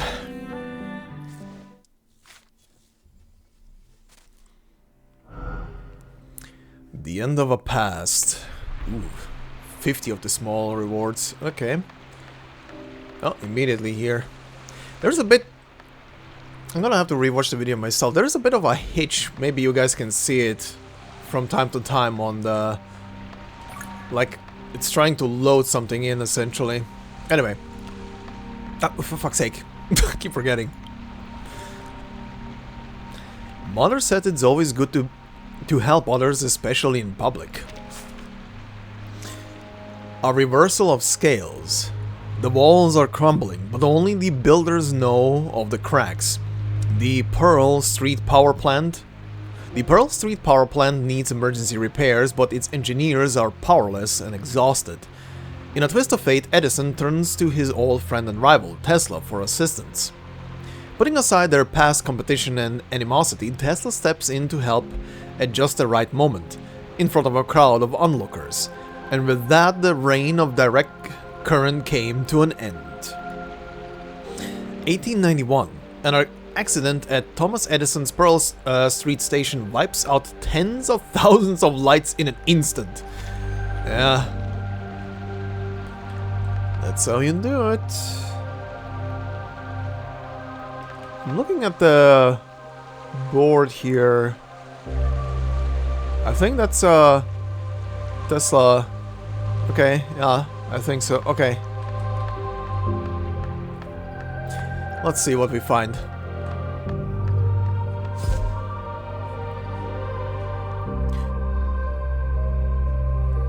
It seems the mechanism here refuses to budge. Excuse me, the speech bubble is there. Uh-huh. Kangaroo Man's notice. What? If you notice that the machine has stopped, you can go to the power room to turn the power back on. Honestly, you bunch of whiners. What? Okay, yeah, this doesn't work. Alright, let's see. Oh, again, this is one of those, they don't appear until you're next to them. Let's see. He had dreamt of the face behind the veil countless times. Damaged recording. Intentionally damaged. It has become difficult to discern one of the voices. Okay, Thomas Edison.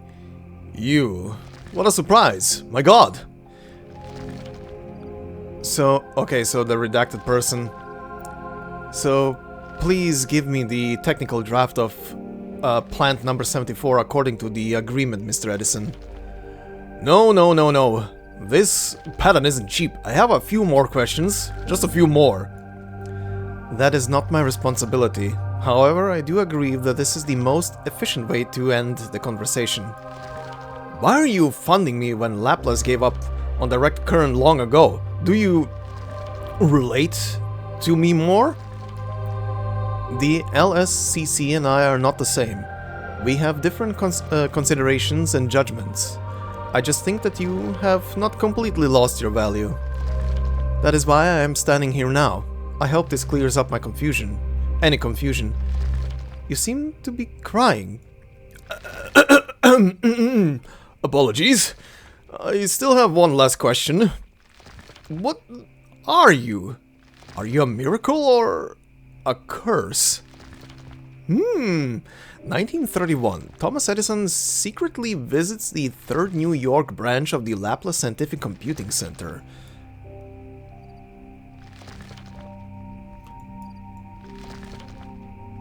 Huh.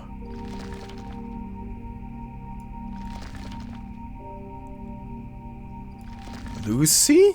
No, the name is too long. Unless it's intentionally left this way in length. Give me the technical draft of Platon according to agreement. This is not my responsibility, however, I agree that it's the most efficient way to end the conversation. Kinda gives me the feeling of a robotic person responding back. Huh. Huh. Oh, shit.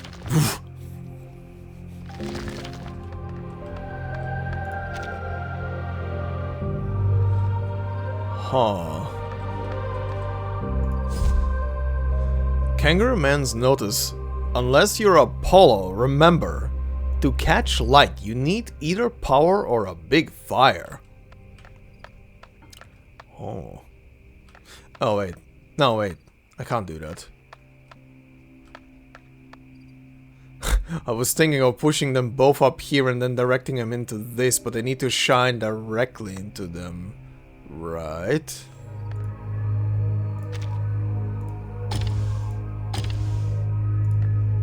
Yeah. Yeah, okay. That was a stupid idea. Oh, here's the next one. Hush. Complaints should be aired in secret. Old scrap of paper number 2. 3rd July 1891. Hairy legs. The management committee has forbidden internal staff from discussing the incident. That piece of metal is no different. Its owner can finally have peace of mind. A moment of silence for me, friends. I won't be getting my money back. Kangaroo Man. Did you notice? Her office is filled with all kinds of batteries. Nickel, iron, carbon, zinc. She even has Leyden jars. It's like those doomsday preppers hoarding canned food in their basements. Even a hunk of metal needs some variety, right? How does Laplace's logistics department not understand that? Huh, okay. Siren Cab. She's brought in a bunch of new people to my department. They work all day without breaks or even stopping to eat or drink, and they always look disheveled. I've hardly ever seen them leave the lab. They smell worse than my deceased aunt. Jesus, get some deodorant, people. I heard she requested special meals from the logistics department where each employee is limited to 1 cup of water, and even corn kernels are counted individually, and her subordinates all wear the same watch so that their time doesn't deviate by more than a millisecond. Who wants to join me in requesting a transfer? Hello, transfer request application can be found in the 3rd drawer. But remember, storing personal belongings in shared lockboxes goes against lab policy. I'm assuming this is Lucy. Oh, holy shit, is this gonna be it? Oh my god, this one. Oh, this one was a lot of pain. Okay. This one was a lot of pain. Holy shit. Give me this.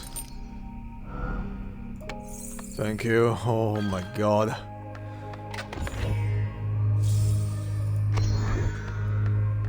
Oh my god, this one took a while. Oh. Okay. Okay, next one. Before the tragedy, he had no desire to celebrate triumph. Nikola Tesla's diary, December 1891. It has been some time since the Great Blackout. I deliberately delayed repairs and my investors brought in reporters from every newspaper in America. Together with the ensuing scandal over a few accidents, I easily won that war.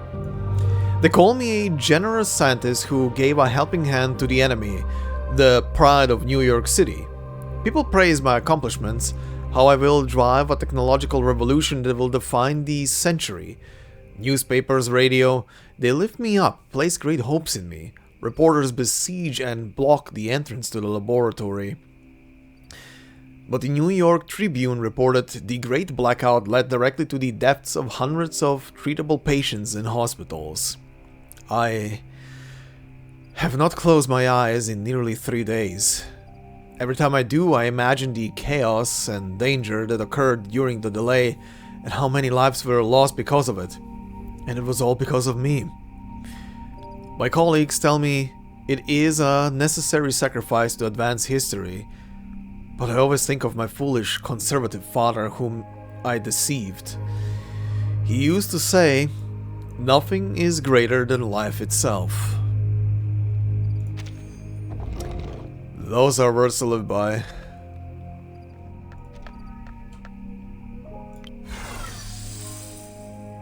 Okay, this was a journey to get here. Let's see. A handshake is just a facade for the loser to keep his dignity. When the world merged. When they met again, each held a scepter of pride. At Laplace, both of them remained silent all night, the air heavy with tension. Okay, so Edison and Nikola. A professor entered the room, determined to heal the initial rift and reach a consensus for change. Nikola Tesla extended his hand, ready to grasp onto the last vestiges of their friendship. The antonym of fate. The other arose. Pardon. With a bitter heart, Edison removed the medal awarded by LSCC and left with his head held high, just as he had arrived. 1931, Nikola Tesla and Thomas Edison were again invited to visit the third New York branch of Laplace Scientific Computing Center. It would be their last meeting while both were still alive. On October 31st of that year, Thomas Edison passed away. Lights went out across the nation in his memory.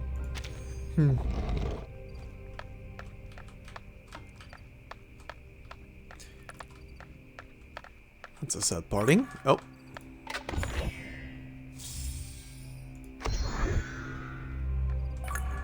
Oh. The teeth of one gear interlock with those of another. Anonymous report, 18th March 1931 at 1612.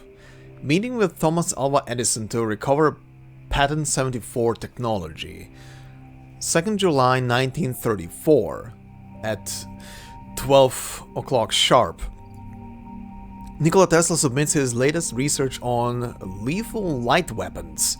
A prototype of the technology has been submitted to Laplace headquarters and is currently being evaluated for potential use by security personnel. Okay, so he developed the weapons that Laplace is using, huh? 1st September 1935, so again a year later. 0900. Per an agreement with the Laplace Human Resources Management Committee, reforms have been implemented for Laplace's third branch in New York. Number 1. Ground-level researchers will be given access to all laboratories. Number 2.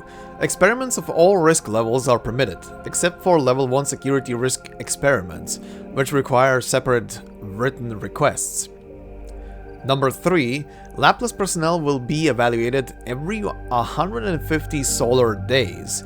The evaluation criteria should be consistent with those of Laplace headquarters based on the regulations outlined in Laplace Scientific Computing Center Staff Work Evaluation Standards. That was a mouthful. 2nd April 1942 at 0100, a Laplace headquarters has issued a reassignment letter. However, since the 3rd LSCC branch in New York does not yet have a new officer in charge, the reassignment date has been postponed. Okay. A year later, 29th May 1943 at 2100, The survey report on confidential employee communications and productivity was submitted, and stationery has been provided to all employees. Employees are now permitted to have confidential discussions using the stationery during specific time periods in public areas. Recommendation: engaging in discussions about 1 to 4 negative aspects of work in the HR department could lead to a 4 to 7% increase in work productivity. Let's wipe off the dirt on the watch case. Open it, and you will see the movement of the watch named Laplace. You don't have to be that careful. Just take a closer look. See? The gears are perfectly engaged, and she is the most important one among them. Okay, definitely talking about Lucy. Also, ma'am, you have been very quiet during this whole third dive into the second portion, or the third part of the second portion. Tick, tick. She sounds both orderly and suffocating, but she's indeed perfect as a ceaseless pointer. No emotions, no courtesy, no rest, no errors. The only problem is, whoever wears the watch will see a poker face when they wake up every morning. Yeah, you're definitely talking about Lucy, aren't you? Oh. I walked by this one. Secrets change their appearance before revealing themselves again. Materials of the Laplace Scientific Computing Center. Laplace Scientific Computing Center Records Management Policy. Article 21. When consulting or using paper records, one must abide by their regulations. Unauthorized photocopying, transcribing, or improper use of duplicating concoctions is prohibited. Article 26. For paper records that exceed their original retention period, an appraisal will be conducted by the LSCC. Records identified for continued retention after appraisal will have their retention periods and archiving redefined to facilitate future consultation and review needs. Article 27. Records identified for urgent destruction must be approved by the relevant department head before being destroyed in an appropriate manner. The destruction process requires the simultaneous presence of at least 2 supervisors and the coordination of... Okay. List of files destroyed by the 3rd New York branch of Laplace. Okay, let's see. Number 1. A new method of concentrating non-dispersive energy through natural media. Number 2, the mind camera, based on retinal recording principles. Number 3, the arcane skills apply to electromagnetic vibration geological instruments. Number 4, and so on. 1st February 1943. You guys were destroying some interesting files there, buddy. That is some very interesting shenanigans. That was a boss battle. Alright, okay, that hurt. That Mothman was super buff. What's here? At the crossroads, he no longer seeks answers. A fork in the road. The carriage, loaded with instruments and gleaming black iron, rolls along the muddy roads of the outskirts. Twilight seeps through the edge of the forest as Tesla catches sight of himself passing by a young boy. In the reflection of the rearview mirror, the boy holds a faded book and watches as the carriage disappears into the distance. At first it seems like an insignificant moment to Tesla. His aged body has grown sluggish and his emotions are still as dead pond without a ripple. But he doesn't allow himself to rest, always rushing towards the next change. But night is falling, so he curls up under a blanket and closes his eyes. Suddenly he hears the familiar clatter of wheels once again. Opening his eyes, he sees a car rumbling along without stopping. In the reflection of the rearview mirror, he sees himself still clutching onto a scepter of grass stalk and the faded black book. He pauses, then without hesitation he steps onto the familiar forest path. And once again he closes his eyes. Clack, clack, clack, clack. Oh, clack, clack, clack, clack, clack. Like the wheels. 7th of January 1943. Nikola Tesla dies alone at the age of 86 in the Wyndham, New York hotel.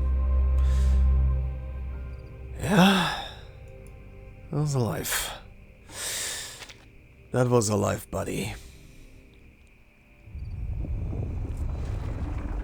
Oh, we just saw the answer together. Oh, yeah. After spending a long time in solitude, he turned around and looked at the past at the last moment. Yeah.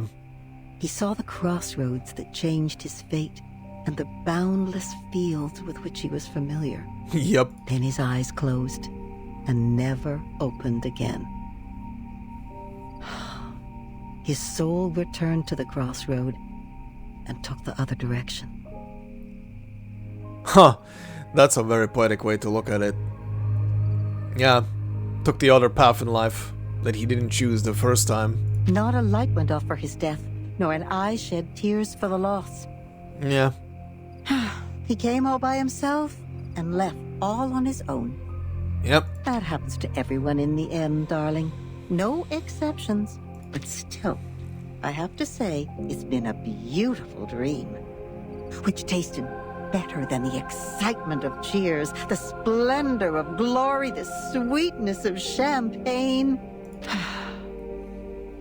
and the bitterness of death. You said it. You said it. Hold on. This door first, probably something down here. Let's see. Yep. And the last piece I'm missing is right at the door, isn't it? Let's see. And there it is. Oh, hi. Take this opportunity to speak your mind and let your voice be heard. Perhaps your thoughts will be acknowledged, or perhaps not, but it's worth a try. What the hell is this? What are your thoughts on this chapter of the story? Is this actual feedback? Or is this just a gimmick? Because this is an actual tablet. Great, it was exactly what I was looking for. This was a bunch of incomprehensible garbage. Nah, man, it was just a regular run-of-the-mill tale. I'm gonna go with the first one. Your response is logged and stored as data. It's time to bid farewell. Ooh, we're getting fourth wall breaky here again. Take this opportunity to speak. Yeah. Your response is locked. It's time to bid farewell. Ooh. That's it.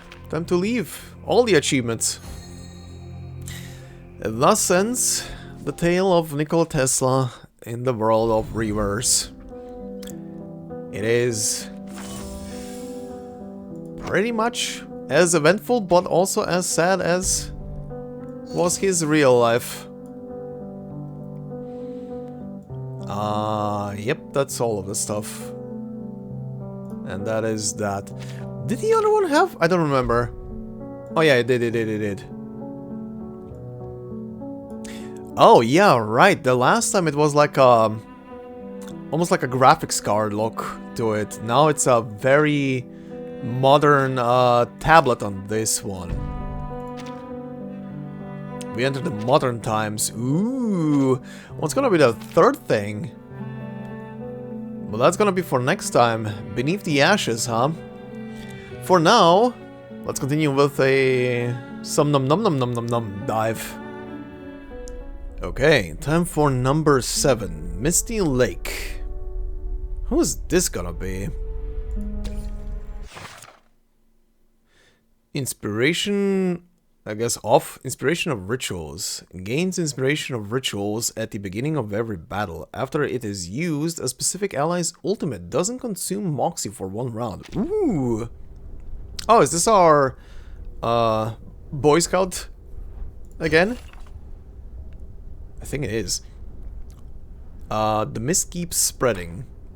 The white mist spreads, attempting to shroud the emerald green in the farther distance, as if it were making an oil painting with many layers.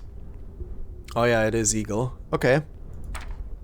The girl in army green uniform looks young, but she seems very reliable. Are you alright? You need a break? Oh, is she talking to Vertin? No, thanks. My respect to your tenacious well. Let's finish it in one go then. I think we are close to the destination. I will pay attention to the surroundings. Hmm? The young girl frowns. Something's wrong. Critters! Oh, immediately battle. Okay. Program activated. Oh, we're still dealing with this. Okay, you two are staying. Right, I forgot. From the last one and moving forward, it's gonna be elimination. Well, taking breaks, rather. The critters have been dispersed, so has the thick mist. I walk out of the forest with the young girl. Our vision suddenly widened. There is a tranquil lake by which is a clear opening. A place perfect for camping. Thank you, ma'am. Thanks to you, we have found a good spot for Girl Scout activities. You're welcome. Alright, I'll set up the tent now. I'll go... Do you need help? Thank you, ma'am, but please leave it to me. It's my homework. Oh, wait, ma'am! It seems something has suddenly come to her mind. She rummages through her pockets for 3 coins and gives them to me. I heard there is a wishing elf on the lake. Drop a coin in the lake and your wish will come true. Okay. Also, now that I think about it, this second half of them is kind of mimicking the first half, but Vertin is much more present in these. The first round around,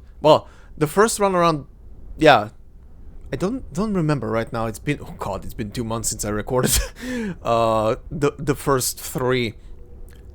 I think in the first round around, Vertin wasn't really present, if I remember correctly, or wasn't at all present. It was just, in this case, it was just Eagle's story. So right now it seems like Vertin is actually going through their somnambulisms and interacting with them. But it's the same dream, it's the same place as well. If you have any wish to fulfill, you should have a try.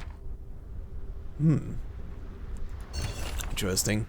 It's a blue corn bloom growing out of the gap between stones. Pick it. I pick the blue corn bloom in the gentlest way. Someone is going to need it. On the water. The lake looks tranquil. Shall I drop something in it? I drop the...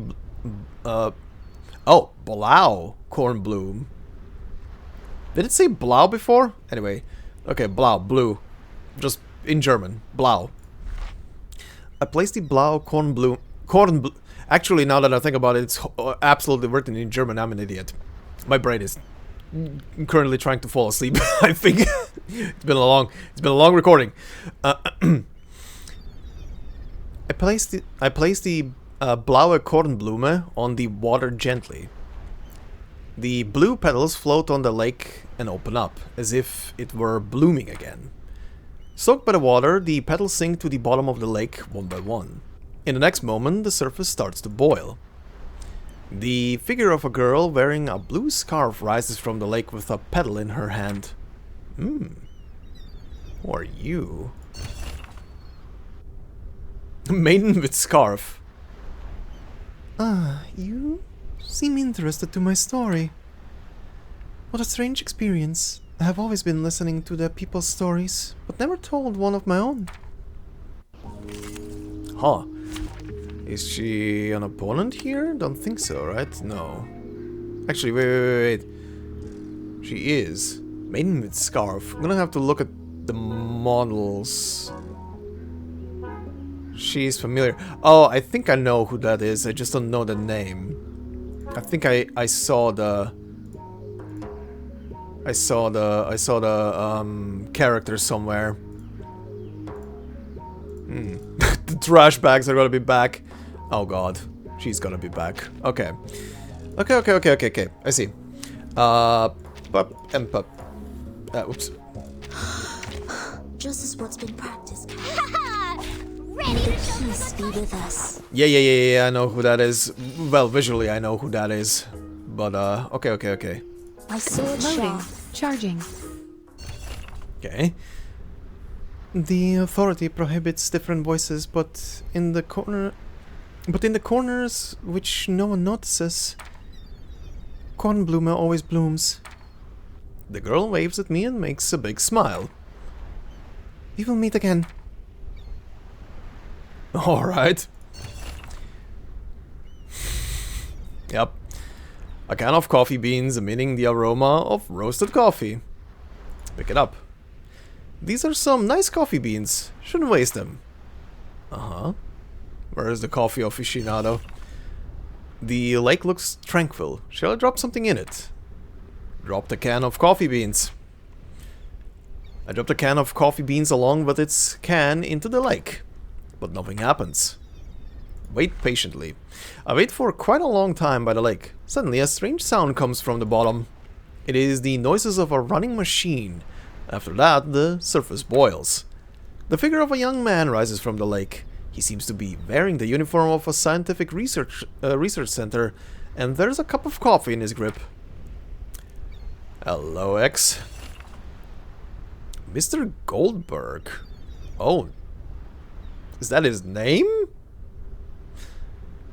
Ta-da! The aim of this experiment is making coffee through the Goldberg machine. Oh, through the Goldberg machine? Really? Through the Goldberg machine, triggered by the coffee can within 4 minutes. It was a great success. Thank you. Oh, would you like a cup of coffee? It's made with the beans you just dropped. In return for the beans, let me tell you my story.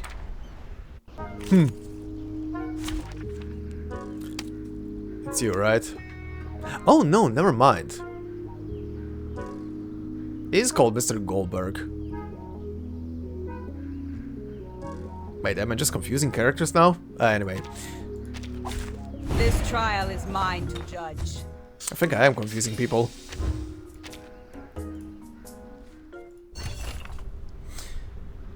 They always try to play with others' fate. Then I guess they'll be busy just fine when fate plays with them. He shrugs and smiles, looking relaxed. Next experiment. Disappearance in 2 seconds. In an instant, the figure is gone, leaving only the aroma of coffee in the air. Alright. A familiar dotted hairband, which has slight fragrance of shampoo. Okay. Why is her hairband here? Huh. The lake looks tranquil. Shall I drop something in it? ... I examine the hairband on my palm. It's a soft polka dot hairband, silky as a flag, vibrant colored like a rainbow, and has the curve of a crescent moon. Suddenly a wind comes and blows the polka dot hairband off my hand. It falls on the surface of the water. Quickly soaked, the hairband sinks into the bottom of the lake. Almost at the same time, the lake starts to bubble and boil. A shadow jumps out of the lake, with the polka dot hairband in one hand.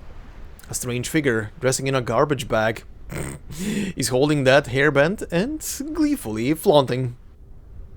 Of course. What are you looking at? Are you planning to take it from me? Even if she comes here in person and demands it, I will not give it away. Unless she begs me for it. Please. Please, Matilda, please. Program activated. Matilda, please. Why? I believe in you. Charging. What?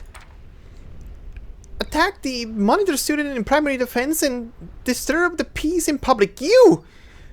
As your classmate used to be, I'm obliged to stop you from making a scene here and disturbing the patients. I'm here to give you my warning. Before I respond, she turns and dives into the lake again. As this strange visitor in garbage bag leaves, she has taken that spot hairband with her. Of course she did. Alright. Ma'am, you're back. I have pitched a tent. Do you want to take a look at it? I'm very proud of my tenting skill. I can do it as well as the Boy Scouts. You seem to have had an interesting day. Do you mind sharing a little? I tell her what has happened. She seems a bit stunned. If I throw this into the water... No, nothing. It was just a trivial idea that just came to my mind. Do you want to give it a try? Okay. I do want to try. The Girl Scout takes out a green apple. She seems both shy and unsure about this. She walks to the lake, tosses her arm, and throws that green apple into the lake. As water splashes, the apple sinks out of sight.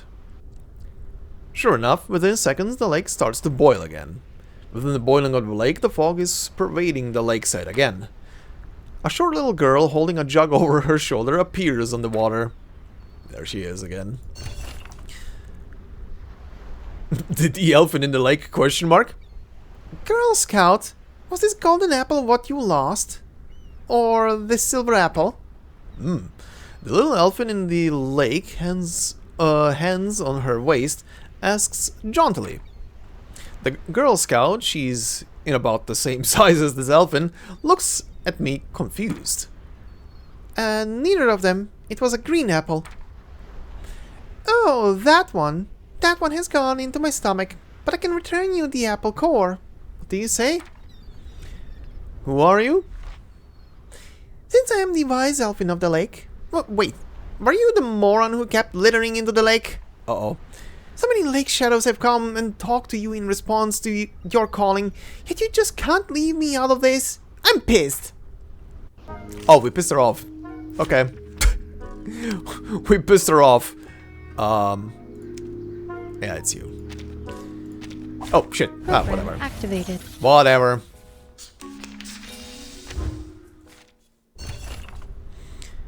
How dare you to attack me? You have annoyed the wise elfin. You will be revenged. Ravaged. The elfin on the lake raises her water jar high in the air. Summoned by her call, a great surge of the spring water stands up in the lake, folding towards us. You asked for this. Cold drops of spring water drip from my hair. I awakened. No, I was never asleep. I have left from one level of consciousness to another, like passing through a door and reach another. I wipe up the water on my face, open my eyes, and push on the door between dream and reality. Okay, so yeah, I'm right. In this second kind of phase of them, I guess we're going back through them, but this time around, Vertin is actually present in them, which is very interesting. Alright, but this will do it for number 7. Next time will be number 8, but for now, time to round up the video. Alrighty then, and that will do it completely for today's part.